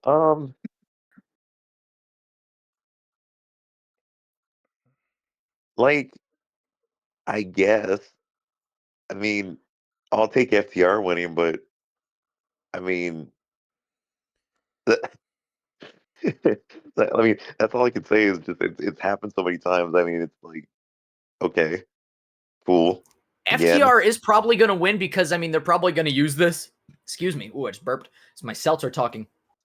FTR is probably going to win because they're probably going to use this as a vehicle to get Johnny Gargano here, and we're going to get FTR versus DIY in AEW, or Edge and Christian are going to come back and challenge them for the tag title. So I think FTR is going to win, but I really just don't give a fuck. Big shouts out to the Deadlock boys. Big shouts out to Deadlock Podcast. This is my Deadlock plus 10 match of the night, if you get that reference.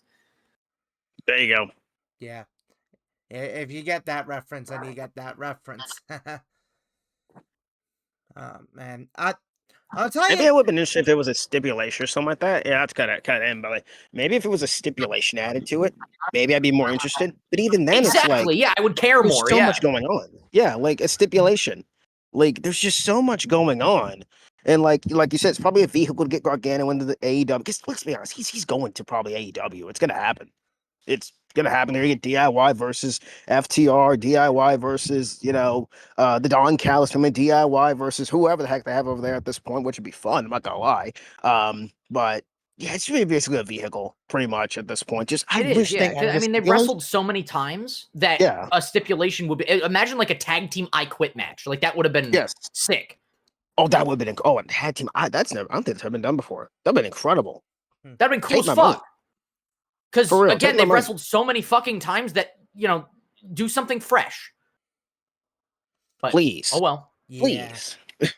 AEW they really like running this match, and I understand why. Like, both teams are great tag teams. They can put on some great matches, but this particular match just feels a bit overplayed, to be honest. Like, very much. Every time they've had this match, like, don't get me wrong, it's been great, but they've just had way too many times. They just have. It's that whole burnout thing.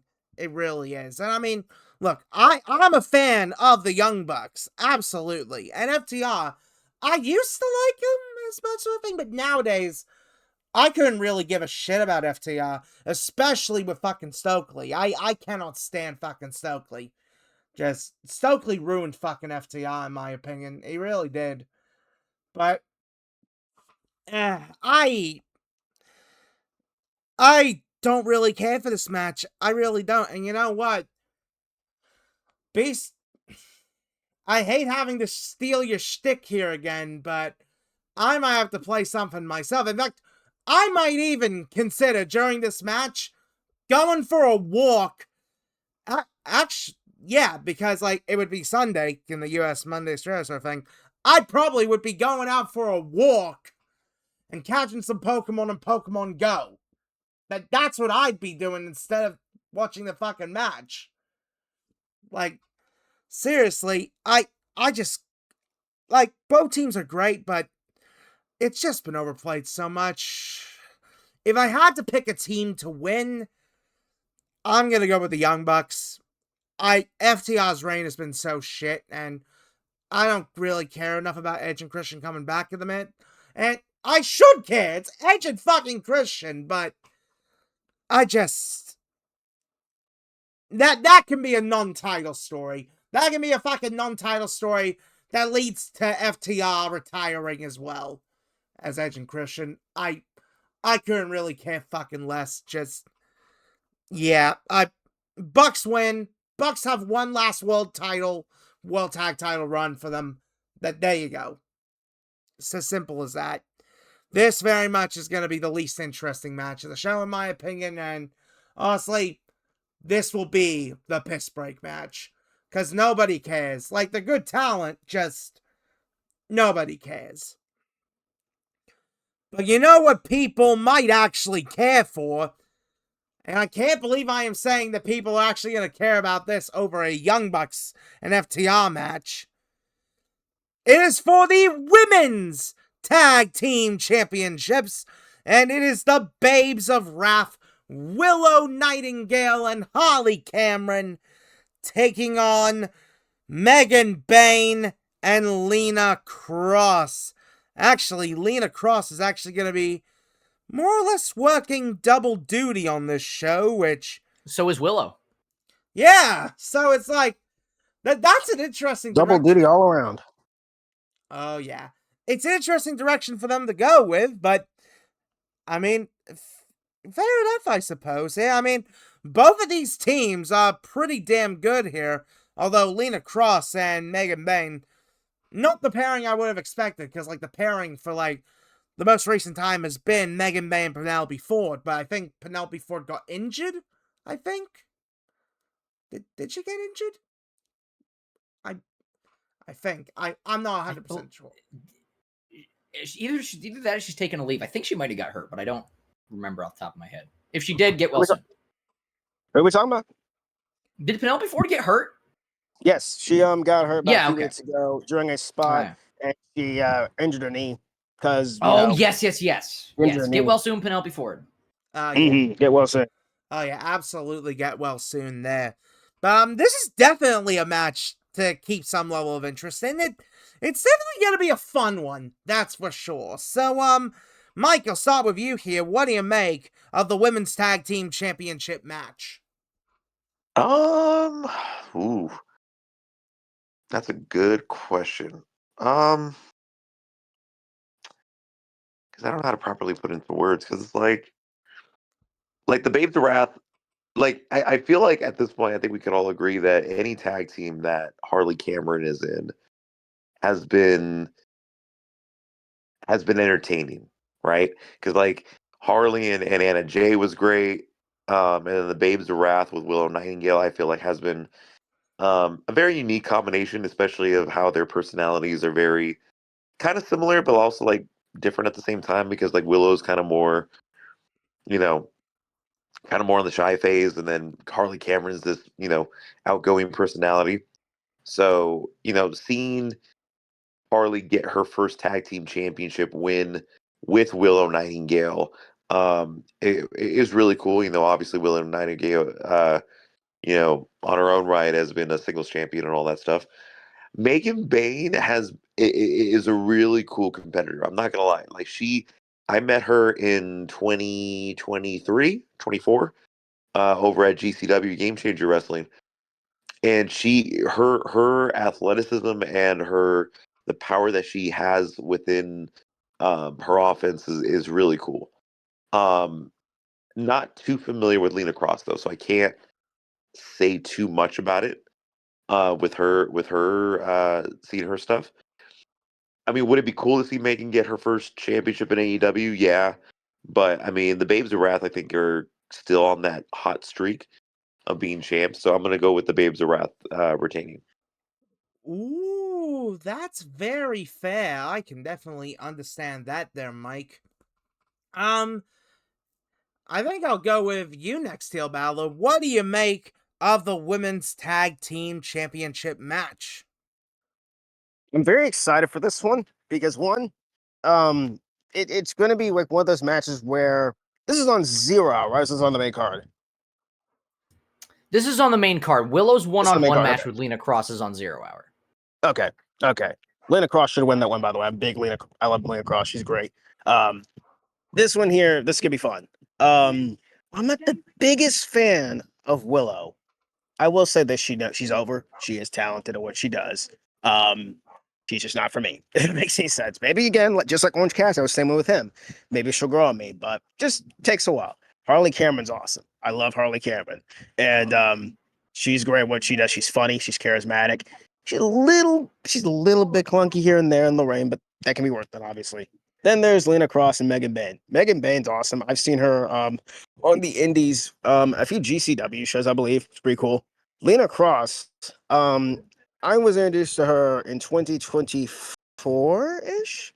I found her through a few clips and like that. Not like full, like, I don't know, if full match, but I've seen some clips and highlights of her. She's really good. She's really good. And I like her. She's really good at what she does as well.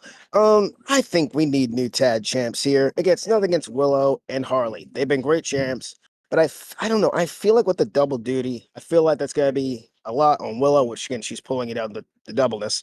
In that I feel like they're gonna give the tag titles to Megan Bain and Lena, unless Lena like beats Megan, but like beats Willow on the pre-show. Either way, I don't think Willow's walking out with both titles. I'd be surprised if she does. I feel like she's going to win one and she's going to lose the other. We shall see. I'm going to go with the tag titles to change hands here. I'm going with Lena Cross and Megan Bain to become the new tag champs. Ooh, I like your thinking there. And Beast, what do you make of the Women's Tag Team Championship match? Man, so Will saying that Willow is not really his cup of tea. I feel that way about Harley Cameron. Him and I have talked about it. It's funny that, we kind of don't vibe with one of the Babes of Wrath, respectively, and it's a different Babe of Wrath. And I love Willow. Willow's rad. Harley's cool. There's just something about her I'm just not a big fan of. Like, again, maybe she'll grow on me. She's all right. Willow's dope as shit, though. And I love seeing both of them get their tag title win. 1,000 fucking %. I don't think that Lena and Megan are winning this match. Absolutely not. This tells me that the match that Willow and Lena Cross are going to have on 0 Hour is not going to be long. It's going to be like 5 minutes, which, whatever. I don't watch pre-shows anyway, so I don't care. That tells me that that match is probably not going to go long. Lena's probably going to win, maybe cheat to win. And it's going to lead to this, where the Babes of Wrath are going to get their win back and retain the tag titles. Absolutely. Don't see Lena Cross and Megan Bayne going over here. 100% Babes of Wrath are going over, and they're going to cement their reign as the AEW Women's Tag Champs, as they should. Fuck yeah, Babes of Wrath. Willow was really rad. Harley can use some growing on me, but she's all right. Which is funny because, like, myself, we talked about this a few days with myself and Beast. Like, with us with the Babes of Wrath, it's like one for the other. Yeah. Like, I can't stand. Yeah, like Willow, I say, yeah, yeah. Oh, like, Willow has to grow on me, and for Harley Cameron has to grow on him. So, Yeah. there you go. We don't vibe with one of the Babes of Wrath, and it is a different Babe of Wrath for us. Like, I think that's funny. Like, but we both like the Babes of Wrath. Like, like Babes of Wrath are cool. Just Harley can grow on me, and Willow can grow on Will. Yeah, I guess it's like collective power between the both of you when it comes to the Babes of Wrath. Yes. Exactly. Yeah. Yeah, and that is definitely fair for sure. Oh, man, honestly, this match is probably one of the matches I'm definitely looking forward to on this card. Because, I mean, both teams here, they're definitely quite interesting. And, I do kind of find it funny as well that both of these teams have an Australian on their side. Of course, like, Lena Cross is from Australia, Harley Cameron's from Australia, so it's like, oh, it makes my heart just grow fonder for my country people. But holy shit, this is going to be a fun one.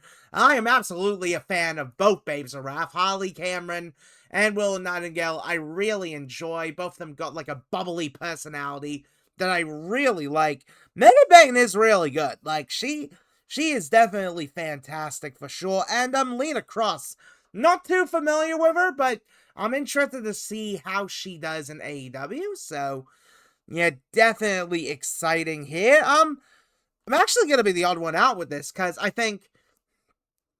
actually think that Megan Bayne and Lena Cross are going to win the tag team titles. Because, I mean, the Babes of Wrath, they've held the titles for like 3 months, 4 months, something like that. Like, they've held it for a decently long time, and I think it probably would be fair for them to do a title change. Like, I think it would be fair enough, give it to, like, the newer talent sort of thing. Yeah, that feels like a fair way to look at sort of thing. So, yeah, and plus, I mean, Willow's probably retaining the TBS title anyway. So, I think, honestly, yeah, I think it makes sense for Lena and Megan to get hold of those tag team titles. And, hey, second ever champs would be pretty good for them, so helps establish the lineage of those tag titles nicely as well. So, yeah, overall, a bit of a win-win situation with this matchup. I mean, it's going to be great. So, yeah, it is going to be fantastic. Oh, man, I'll tell you, the women in AEW, they've got their fair share of matches on this card. And, well, this one, honestly, when it comes to this match, people will definitely have a lot to say about this one, and I know we will have a lot to say when it comes to this match. It's going to be quite an interesting one. It is for the AEW Women's World Championship, and it is the champion Tekla defending against the former champion, Chris Statlander. Now, interestingly enough with this, Tekla won the championship on a random-ass episode of Dynamite, which, I mean, it's cool and all, but it's like, you could have saved it for a pay-per-view or a TV special. I mean, the same thing happened. Thank you. Like, the same thing happened with Buddy Fletcher and Ciampa. You could have saved that for a fucking TV special or a pay-per-view, but they didn't, so there we are. But, well, I mean, Tekla's Tekla, Triangle of Madness are fucking awesome, doing some great stuff, and, well, it's Chris Statlander. You know Chris Statlander is one of our favorites here, so, folks, this should be a great match. This should be a fun one. Beast, I'll start with you with this one. What do you make of Statlander versus Tekla? I have an issue with this match, and it is because of the booking, and I will elaborate. I love both of these women. I think this match is going to absolutely slap. However, my problem with it is the way they did this. I'm a huge Chris Statlander fan. I loved when she won the world title. I know Will did too. I was over the fucking moon.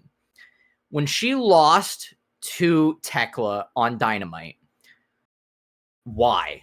Why? Not why losing to Tekla, why there? And I understand why. It's a rhetorical why. Because the internet, the IWC, was clamoring for Tekla to win the title, which is cool. That's fine. Yes, she's super over, and she deserves to win the world title. Did you need to listen to the internet and do it on a random ass episode of Dynamite? No. Here's what you should have done. I know we're almost 2 hours into this podcast. If I'm allowed to Adam Blompier for at least a little bit, fantasy book style, AEW do it better, ding, but they haven't. So here you go. Here's what I would have done. Big ding. Chris Statlander wins the AEW Women's World Championship. She goes on a longer reign than she did, beats Tekla on Dynamite in that strap match, and gets beaten down afterwards by the Triangle of Madness. They bloody her. They bludgeon Chris Statlander. They leave her in a heap of her own blood with the title draped over her. Maybe Tekla stands over her and holds it and says, "This will be mine one day."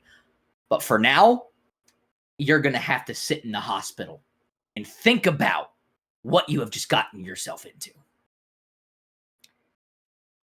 Write Chris Statlander off TV for a little bit and have not have her disappear completely from TV. Have her cut some like cold open promos in the hospital and be like, you know, I'm the women's world champion and I can't be there for the next week or so because of what Tekla and her goons did to me. That sucks because I want to be there in front of my fans. I want to be there in front of the AEW faithful, but I can't because I got injured by a sore loser. So Tekla, when I'm better, mark my words, you will get what you want. And at Revolution, it will be me versus you in an I Quit match or a lights out match, one of the two, for the AEW Women's World Championship. Before that, though, I think we should get Chris Statlander hunting the Triangle of Madness. Chris Statlander does not announce when she's better. Instead, she randomly shows up on a Dynamite a few weeks before Revolution, and the Triangle of Madness are backstage. And then we go to a different match or whatever, and then it comes back to the backstage area, and it's just Tekla and one of the It doesn't fucking matter. And they're like, where's Sky Blue? Where's Julia Hart? Whatever. Let's just say for the sake of argument, it's Tekla and Julia Hart. And they're like, where the fuck is Sky Blue? We don't know. We don't know where Sky Blue is. That's fucking weird. She's disappeared. That's strange. Later on in the show, before the main event, you would see Tekla and Julia Hart finding Sky Blue bloodied and put through a table, with a chair around her neck, whatever. And they're like, who the fuck? Who did that? And Tekla is looking at Sky Blue, and she's like, who did this to you, Sky? And Sky mutters only one word through coughing up blood. Chris Statlander. And you see Tekla's eyes go wide, and she's like, fuck. And she is now looking over her shoulder at every aspect, at every moment, trying to cover her ass, seeing if Chris Statlander is popping up behind her, seeing if she can protect herself from Chris Statlander. Like it's a fucking horror movie, right? Next week,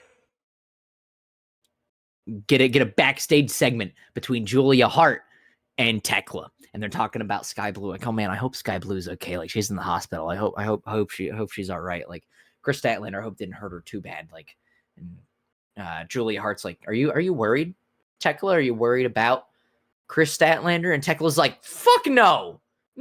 She's too much of a coward. She couldn't have faced me in person.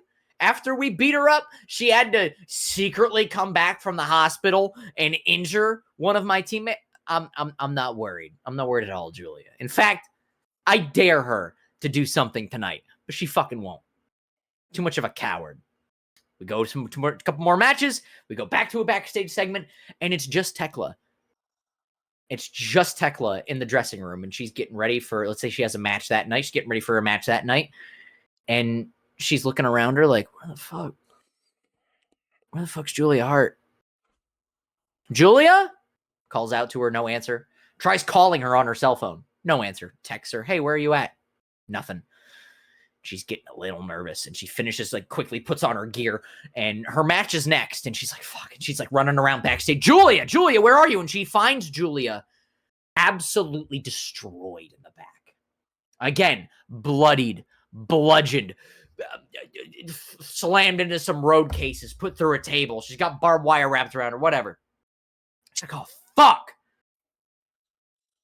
And she looks at Julia Hart, and she doesn't even ask her who did this to her. And she looks at Julia and she says, Chris Statlander, I'm going to kill you. And then you hear Tekla's music hit, and she has to run through Gorilla to the ring, have her match, and it's like a local competitor match, whatever. And she squashes this local competitor in 30 seconds. And she looks down the hard camera and says, Chris fucking Statlander, you're dead. And that's all she says. The next week, we get not a contract signing, but like a sit down, like they're in one, like Chris Statlander's in one place, Tekla's in another, like a via satellite interview, whatever. And it is laden with F-bombs and shits, and I'm gonna beat the piss out of you. You're a bitch, blah blah blah, whatever.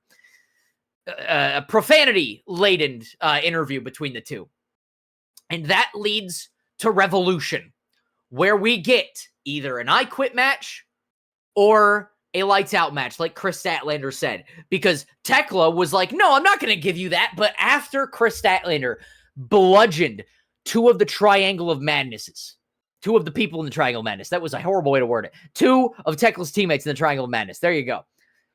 Tekla gives her the match she wants at Revolution. And it is a rematch for the AEW Women's World Championship, because Tekla's like, well, God damn it. If you want me so bad, if you want to put your title on the line, Chris Statlander, I will kill you in this match. You want to put your title on the line? That's your funeral, Chris Statlander, because I will avenge my teammates. And yes, was I an asshole for beating you up? Absolutely. I don't wear a white hat. I'm a bad woman that does bad things to good people. And you're a good person, Chris Statlander. And you were trying to defend your women's championship. And all I was trying to do was corrupt it. And now you got your wish, Chris Statlander. Because to take the title out of your hands, I got to kill you. And by God, I might just do it. And at Revolution, that would be the main event. The first ever AEW women's main event. The first ever women's main event in AEW history. The first main event to have the women's world title on the line. And it's got a stipulation attached to it. That is what I would have done.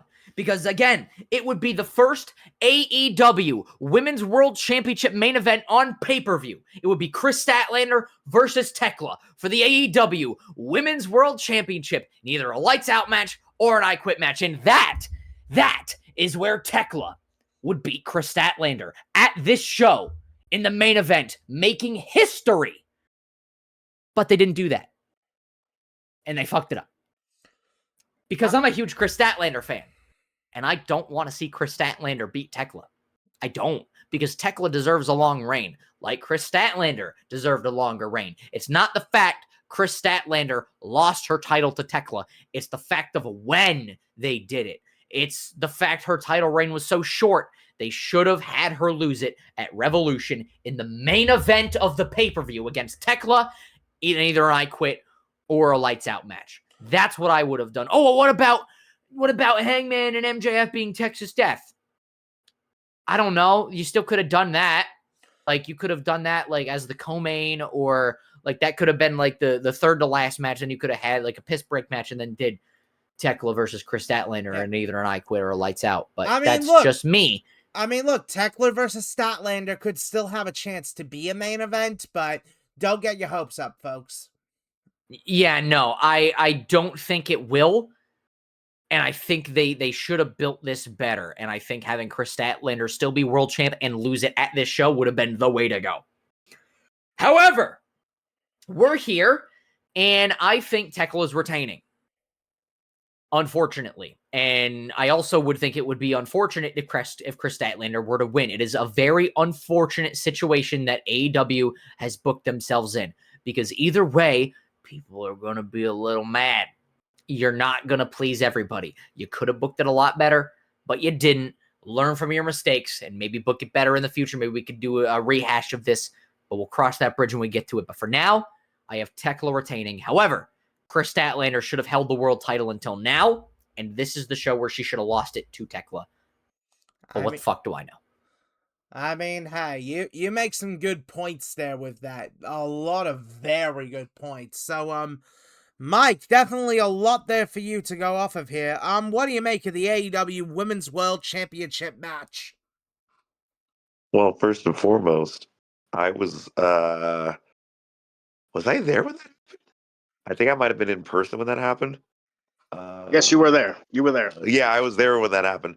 And it just felt so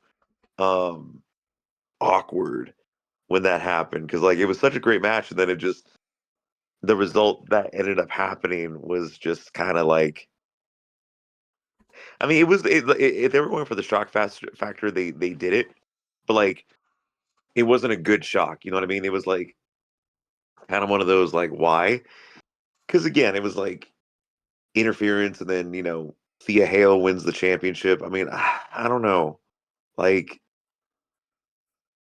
I personally think they're going to have Thea Hale retain. And by the way, just for those who are wondering, why is he calling her Thea Hale? It's an inside joke that I call Thea Hale Thekla. Thekla is Thea Hale.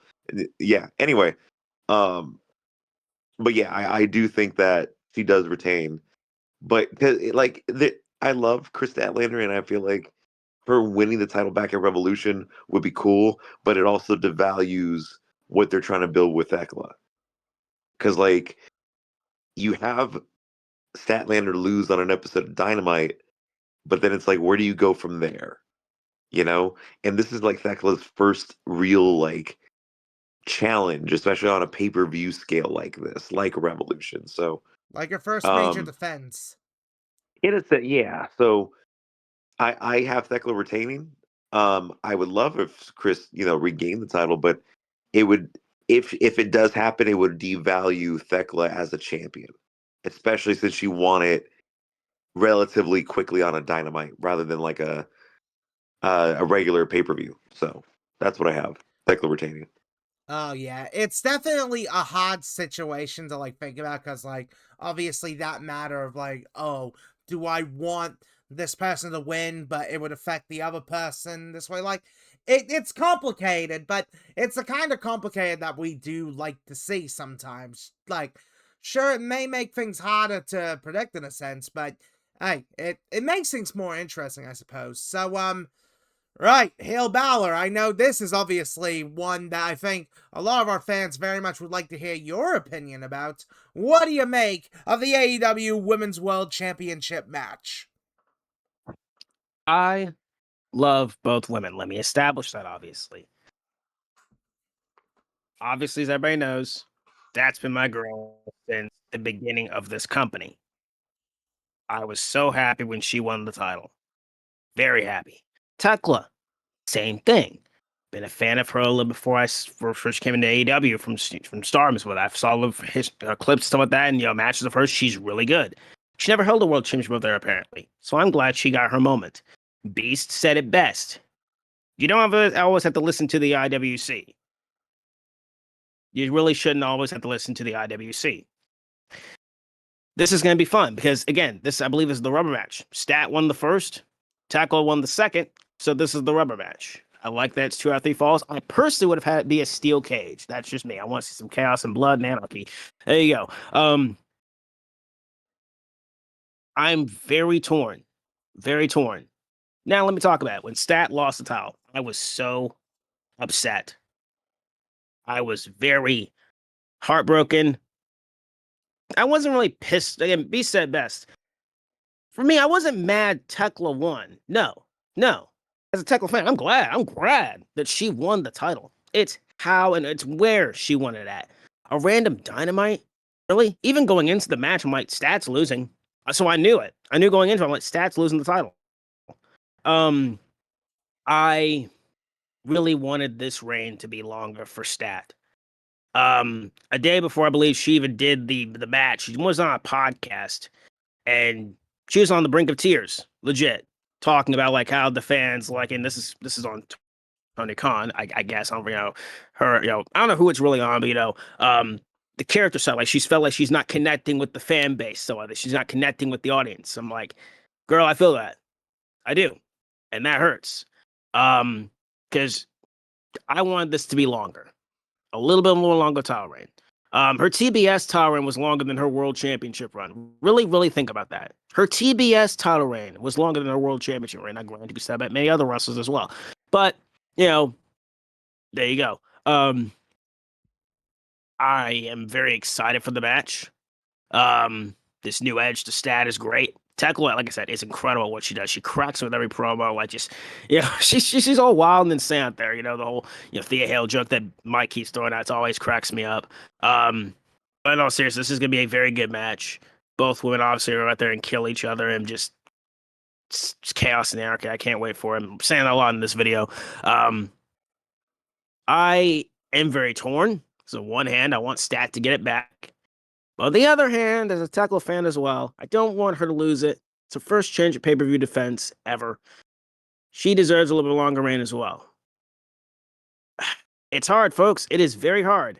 It is with a heavy heart. I'm gonna go with Tekla to retain. Stat's gonna get the first fall. Obviously, she's probably getting the first fall. I think there's gonna be interferences. Obviously, on the Triangle of Madness. Blah blah blah. Tekla's winning. My concern is what's happening with my girl afterwards, because I don't know what they're gonna do with her afterwards. I said this on my video, my predictions as well. If you want to check it out, I don't know where they go with Stat after this, because there's really nothing for her. We gonna turn her heel. Is she gonna snap on Harley Cameron and Willow Nightingale and go after Willow's title and be the one to take the TBS championship again? Or are they gonna just drop her off the face of the earth? People would say, "Oh, well, they'll do something else for her." Like, the question is what? I don't know. I don't know what's next for Stat, and that's kind of the scary thing, because God knows what these bookers are thinking. It's more so of like, I'm more concerned about the aftermath. I'm not really concerned about the match itself. I'm more concerned about the aftermath of my fave. As a Tekla fan, I think she's gonna be completely fine. I don't want her to lose either, because she doesn't deserve a short reign. No, not at all. It's very hard. It really is. It's hard. Listen, I broke down when that 3 count hit on the night Stat lost the title. I was not happy at all. This time around, I'm gonna be a little bit more, like, okay, it is what it is this time. I just don't want to see her fade into obscurity. That's the big thing. Like, And like, what's next for you? You gonna turn her heel? Are you going to like put her in the Death Rider storyline this time? Are we gonna like do some random stuff? I have no idea what they're going to do.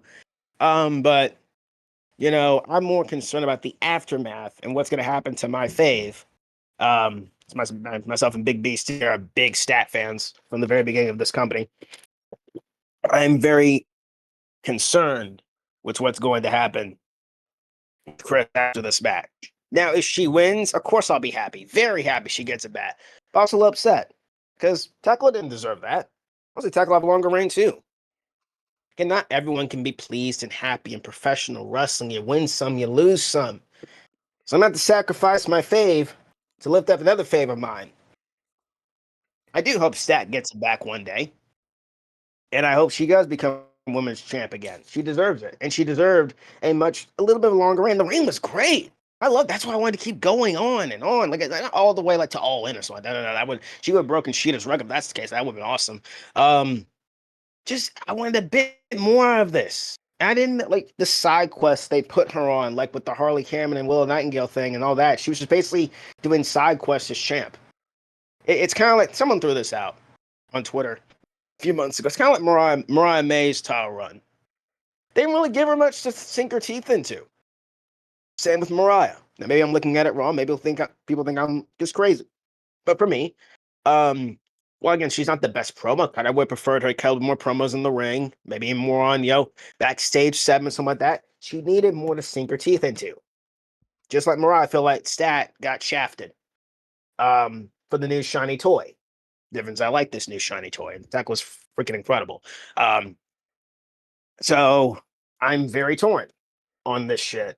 I'm going with Tekla to win. Am I gonna be happy? Of course I'm gonna be happy. Like, again, she deserves it. She's great at what she does. And seeing someone I've been watching for a while coming into the company in a big company like AEW or WWE, it could be any big company. It's pretty cool to see them. Seeing them finally getting their well due is awesome. But as a Stat fan, I'm also very upset that once again, a fave of mine gets shafted. No, I don't know. She's not buried, folks. No, that's not. I'm not gonna use that term for this. I don't know. I don't know what is next for her. That is the only thing that concerns me is that what's going to be next for Stat. It's going to be a great match. It's going to be awesome. It's going to be fun. I do like this newer edge they're giving to her. Hell, I expect them to turn her heel after this. I do. I do expect them to turn her heel because they have nothing else for her. She's going to be just coasting. That's really going to be it. She's going to be coasting. And that sucks. Because she deserves a little bit more. More better, in my opinion. But what else did you want? Towering a little bit longer. That's all I really wanted. Not all the way like 500, 600, 400, 400, like whatever days. No, just a little bit longer. And for to lose it on pay-per-view. On a random Dynamite. A show that Tommaso Ciampa lost the TNT Championship back to Kyle Fletcher, which was stupid. To fuel a storyline, once again, to go back to the well of Mark Briscoe and Kyle Fletcher in a ladder match. Again, great ladder match, but still, once again, I don't like it. I don't like when he does it. I don't like when AEW does it. I don't like when any company does that. Just, you don't always go back to the same well over and over and over again. That's just me. Look, maybe it would have been better off to have saved those two victories for Grand Slam to have it on the special. Because, yes, it's still on TV, but it's a special. It's not the regular weekly stuff. Exactly. You made it a lot better. A whole lot better, honestly. I really do wish that this was done a lot better. And the way Beast described it is how I would have done it. Not, I don't think all the way, but how he did it, how he threw it out, is exactly how they should have booked it. Not on a random Dynamite. Come on. Come on, man. I understand where they were going with this. I understand why you gave Tekla the title. I'm not mad that Tekla is champion. Again, big fan. I like her. As a Stat fan, I'm a little upset inside. And I'm worried about what's going to happen to my fave. Very worried and concerned. Especially after that interview she did the day before she lost the belt. Like, that really upset me. She's on the verge of tears. That legit hurt seeing. I fucking broke down when she lost the title. Like, and yeah, it's not because she lost it. No. It's how she lost it and where she lost it. She lost, and also throw it out there. She also lost because of like heel tactic as well, which again I understand too. But I would have had her lose clean. That's just me. But Tekla is going to win this match. If Stat does win, I will be happy. But at the same time, I won't be happy because Tekla deserves a longer reign. I know people are gonna probably say like, "Oh no, they just want longer reigns." No. Like, no. That's not what we're saying. Not everyone needs a longer reign. No, it's how you do about with the story and the match wise and the characters and whatever you put in pro wrestling. That's what this is all about with this storyline. You could have done so much better, and just you dropped the ball. You dropped the ball, and you didn't run with it. So now I have to sacrifice one fate for another, and I'm going with Stat to lose, and it's gonna hurt. It's gonna fucking suck. But you know, Tekla deserves at least a little bit longer reign too. She does. I don't know what to do, Chris. Afterwards, I'm concerned. Maybe we come back to this podcast and next time we talk AEW, I'm gonna be talking a different tune. But we shall see. But I'm going with Tekla to retain the AEW Women's World Championship. Oh, trust me, man. It is a complicated matter. Like, a very complicated matter when it comes to this match. And especially when it comes to, like, faves. But, I mean, you do bring up a very good point there with how, with the IWC, or the XWC if you prefer, it's like, you kind of shouldn't be listening to them all the time and giving them what they want all the freaking time. I feel like that's a problem that both companies have right now, especially WWE more or less with them, and how pretty much Roman winning the Rumble was pretty much caused by the IWC, the XWC sort of thing, and their bitching and complaining sort of thing on Twitter with that stuff. So it's like, this is the kind of thing where it's like, it's a really hard thing for people to probably understand, but like, it is an important topic there. Oh man, I'm gonna be honest here with you guys. This match I am definitely looking forward to, but it is definitely one where it's like, for me, it is really, really hard to like understand for sure. It really is. Like, I don't know what to say, folks. It really is. I honestly, with these two, they are both fantastic. Like, they are actually fantastic competitors. They really are. But it's like, it's really hard to pick who I would want to win with the match. But I think I'm going to go Tekla. I think Tekla is probably the best pick for it. And it's like, I think the Triangle of Madness will get involved. Absolutely. I absolutely think Triangle of Madness will help out in the match. I think they absolutely will. But yeah, like, honestly, I realistically do have Tekla winning. I think it makes overall sense for Tekla to get the win. So yeah, I've got Tekla winning the match here. But oh man, folks, if you thought that match was complicated, take a look at the main event, folks, because this main event, it is one where we all definitely are going to have a lot to say for sure.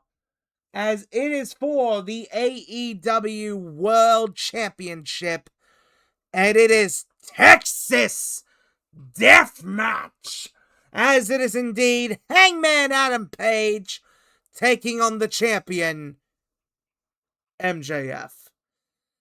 But wait, there's more, because with this match, and this stipulation I'm kind of shocked that they are doing, if Hangman Page loses, he will never challenge for the AEW World Championship ever again. That stipulation terrifies me. It really does.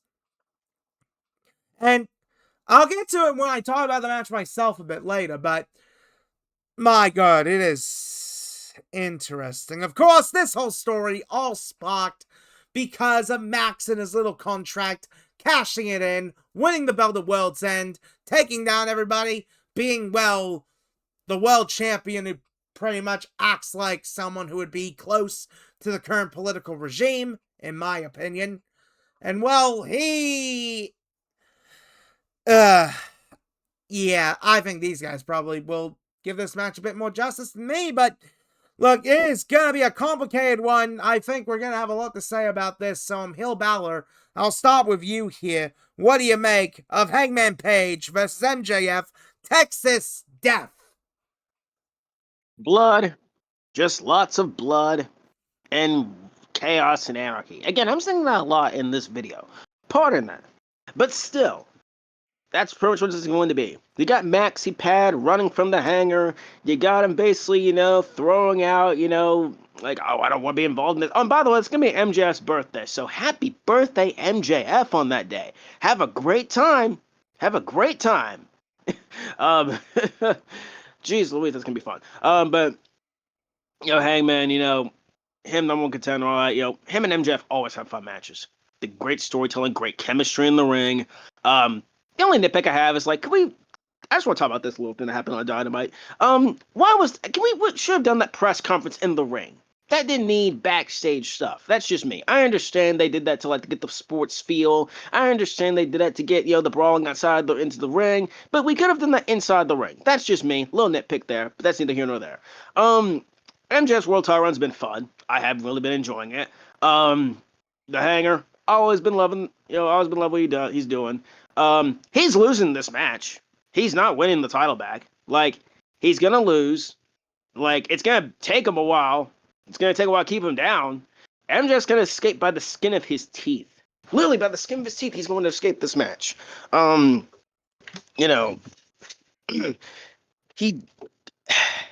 He just won the title. MJF just won the championship. Why would you take it off him already? There's no need.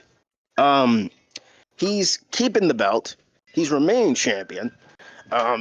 Keep in mind as well, if Max does win, Hangman will never challenge for the belt again, apparently. Yeah, I was just gonna get to that. I think I don't know if you guys are gonna touch upon it, but the big caveat with that one, because somebody else had the stipulation at them as well.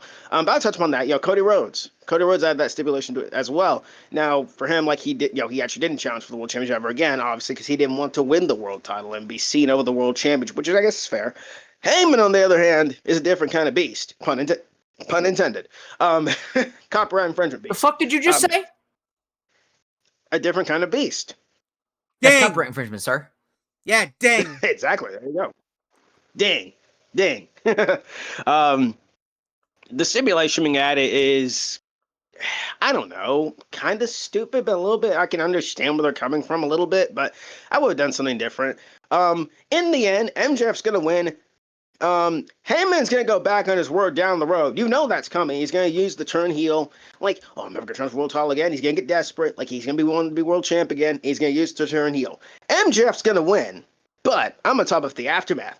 After MJF gets done carrying basically picked up by his ears, I guess at this point, to be bloodied and beaten up, he's probably gonna stand over the broken body of the Hangman.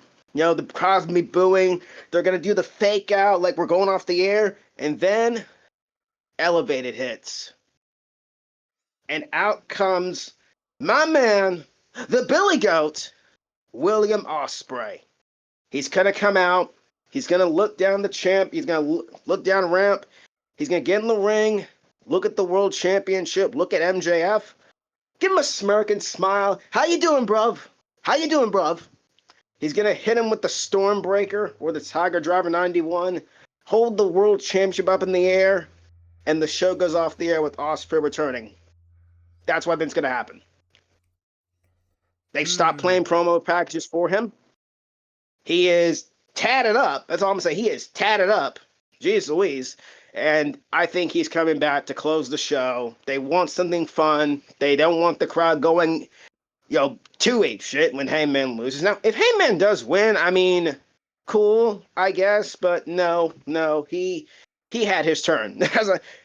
He had his turn. I think the show's gonna go off there with Ospreay returning and standing over the world champion. So that's why I'm gonna pick. MJF's gonna win, then Will Ospreay returns. Very, very interesting. I did not think about Ospreay there. I legitimately did not think about that. So good thing you bring that up as well. Beast, I'll go with you here now. What do you make of the AEW World Championship Texas Death Match? Violence personified. MJF is not a deathmatch guy. I'm surprised he's doing this. He's done some hardcore stuff in the past, like his dog collar match with CM Punk. Shouts out my boy CM Punk. But him being in a Texas death match, I don't think I'd ever seen that. But here we are. Man, I want this match to go long, and I do think it's going to be fucking disgustingly brutal. Hangman is not winning. And yeah, I know the whole stipulation of like, oh, if he loses, he's never challenged him for again. AEW is going to find a way around that. Like, they're going to find a loophole, and they're going to be like, well, we said that he could not challenge for as long as MJF was champion, or whatever. Like, oh, there was a time limit on it that we set. Like, they're going to find it. They'll fucking figure it out. There's a loophole, and people will eat it up, and some people will shit on it, and I'll just be like, whatever, man. It's your company. Do what the fuck you want. It's like when WWE does shit. They retcon shit. I'm like, well, it's fucking your company. Do what you want. Stupid, but whatever the fuck. The E-drones will eat it up. So I think MJF is winning here. And I also think that the lights are going to go out. And Will Ospreay is returning. And we're going to get a stare down between Ospreay and MJF. I don't think Ospreay's hitting him with anything. I think we're just getting a stare down. And I think that'll lead into Dynamite the next week. And I think that's going to lead to the next pay-per-view.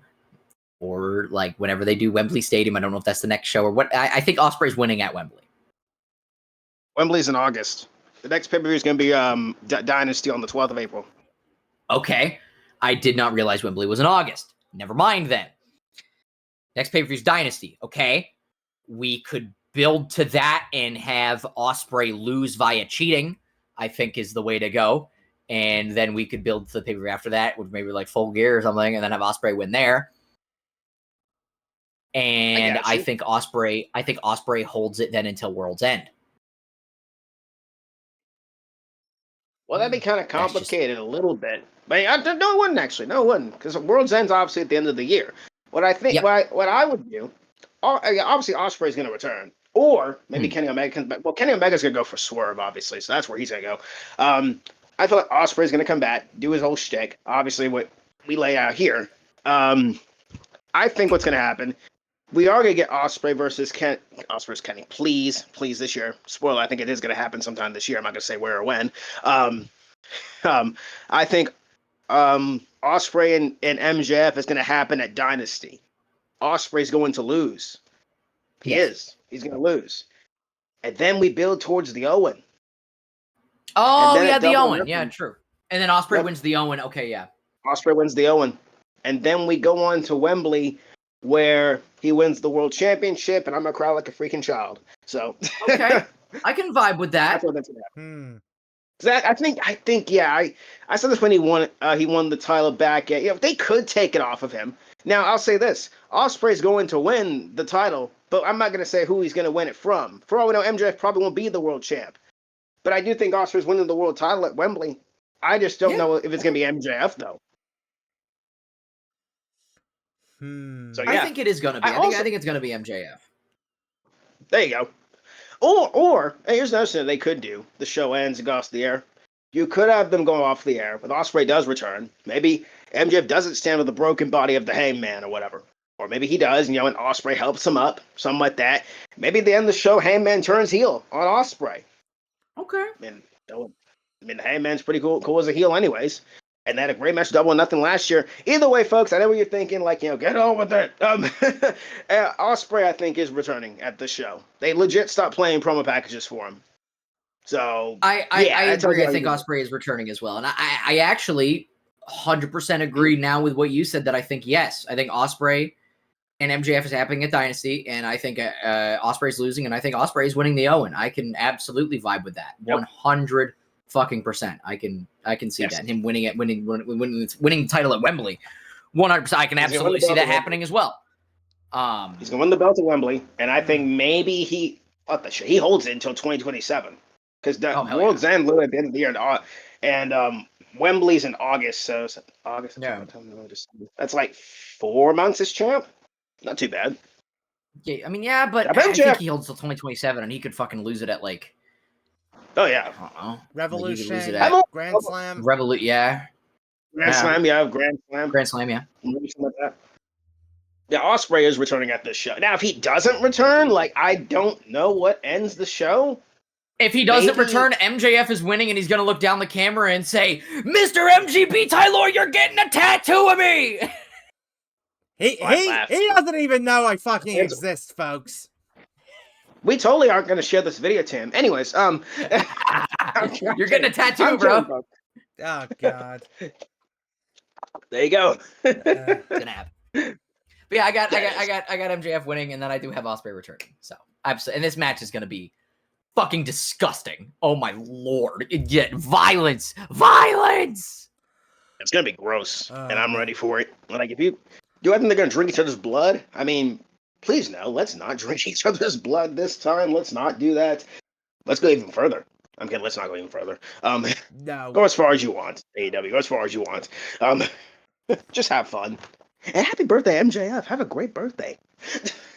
Yeah, well, I'm gonna be honest here, the only thing I probably will share between you guys is that there's gonna be some violence. Some pure and utter violence. And Hangman, you know what? There's a spot that in my mind I have thought of for a long time. I'm surprised how a wrestling company hasn't done that. But if you've ever seen the movie Hardcore Henry, and how in the movie there was a moment where the main character wraps barbed wire around the head of, the enemy character sort of thing, and just wrapped it round, and just kept pulling on the barbed wire sort of thing. I think that's a spot. I'm surprised how a wrestling company hasn't really done that, but I could see Hangman being the kind of guy, or even Max even, to be the kind of guy who would do that. But still, oh boy. So this is the first time we're talking AEW properly since Max won the championship at World's End, which, I'm going to be honest, I still think it was a stupid idea, especially considering you had just given the belt to Samoa Joe. What the fuck? Wasting Samoa Joe's title reign when Samoa Joe is probably going to be retiring soon is bullshit, in my opinion. Complete and utter bullshit. And to give the belt to someone like MJF, who is a PR nightmare to deal with, what the fuck? I am so sorry, folks. I fucking hate the fact that he's our world champion, and it is disgusting, and not gonna lie, that's been one of the main reasons why I haven't been keeping up with AEW that much, because of the fact that he's the world champion, I'm just yep, no, I don't want to deal with that MAGA guy. I don't want to deal with that shit. Just, no. I just don't want to deal with it. That's just me. And look, there's probably a fair few people who share my sentiment, but still. To me, I don't mind the idea of doing Hangman versus Max again. I don't mind the idea. But the fact that it's the fucking, if Hangman loses, he cannot challenge the title ever again thing, that is just bullshit, in my opinion. That legit is bullshit. This is just me on this, but when Cody did it, when Cody did the exact same bloody step and he lost, that screwed over Cody in AEW. That really did, because, I get it. Cody did not want to challenge for the world title. He did not want to be the world champion, but that might have messed his direction completely in AEW. That really did. I think it was a stupid stipulation when Cody did it, and I think it is an even stupider thing for Hangman to do it, because if Hangman loses and he can never challenge for the AEW World title, that's going to fuck with his momentum. That's going to screw him over in the long run. In the long run, I get it. He's been world champion before. He doesn't need the world title again right now, but in the long term, that's just a booking nightmare, and it is just stupid, in my opinion. It is actually stupid. It didn't work for Cody, and it's not going to work for Hangman, folks. So who do I have winning this match? Hangman Page! It's simple. Ooh. Like honestly, they did the Buddy MJF run just so that they could have, like, fucking someone for Brody King to go after, sort of thing, for a Grand Slam and that kind of thing. But yeah, I've got Hangman winning. I think Hangman should have another world title run, sort of thing, but more tweener. More or less a tweener type thing.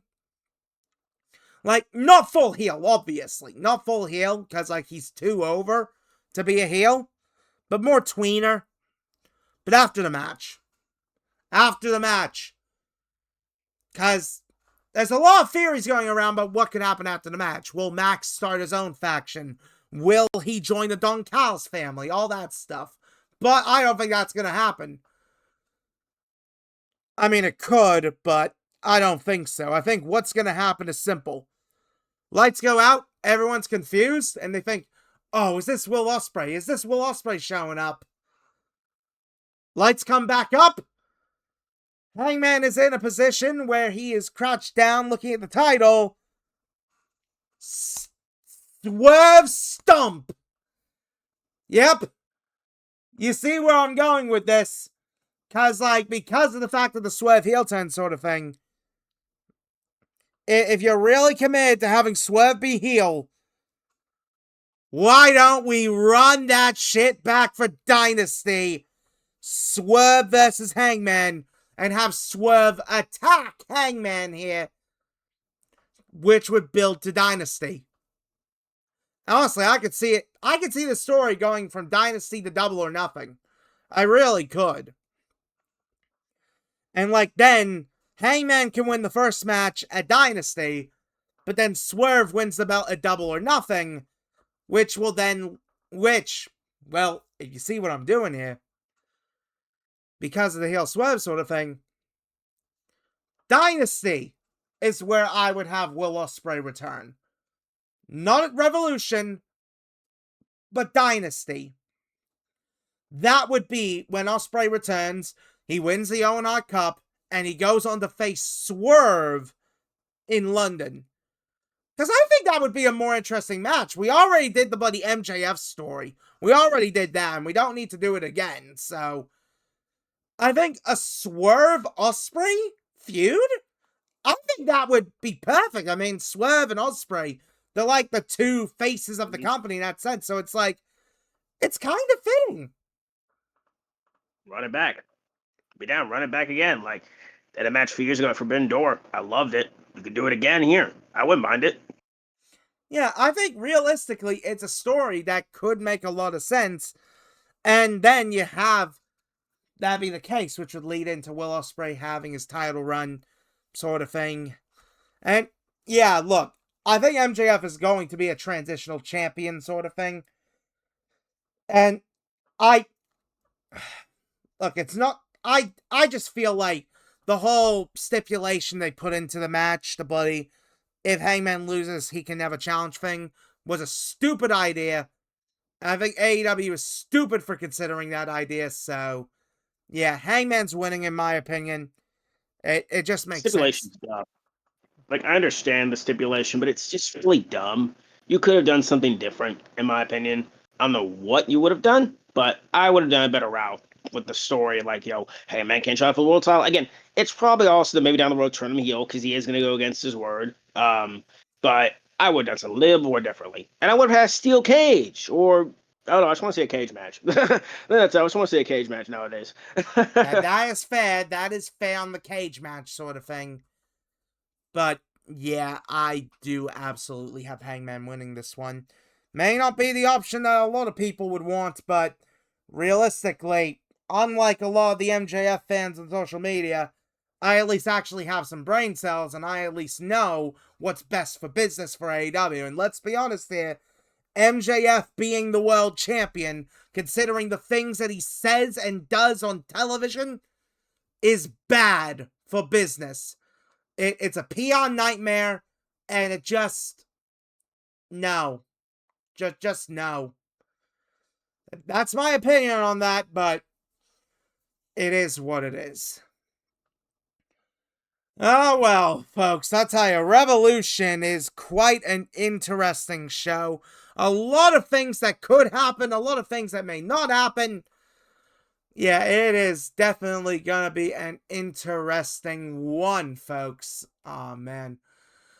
I'll tell you, this crazy wrestling year is getting crazier and crazier every time we keep on talking about it. Oh man. It really is. I mean, look, we don't know what the next show we're going to be talking about will be, but what I will say is you guys definitely got to stay tuned for what we've got, because we've definitely got some good stuff coming up, and plus, we're getting closer to the end of the season, in a sense, of the Losers Lounge, because, of course, we have a usual season changeover. That's going to be coming pretty soon, but my God, folks, you guys are going to be very excited to see what we have in store. So, who would like to do the outro this time? May I see us off? Go for it. Alrighty then, Beast, take it away. Ladies and gentlemen, boys and girls, guys, gals, and non-binary pals, we hope you enjoyed this episode of the Losers Lounge podcast, where we talk about AEW Revolution, and we hope you stick around and enjoy what we're going to be doing down the pipeline, because we do have some wonderful things coming up in the future to talk about all the great things in the wonderful world of professional wrestling, whether it is WWE, AEW, New Japan, TNA, some indie stuff. We got some great stuff coming up, and we hope you enjoy it. But remember one thing, that we are the Losers, and this is our lounge. Too sweet. Peace out to steal HeelBalor's line, and goodbye. Mwah! And good night. Bang! Johnny. Someone help.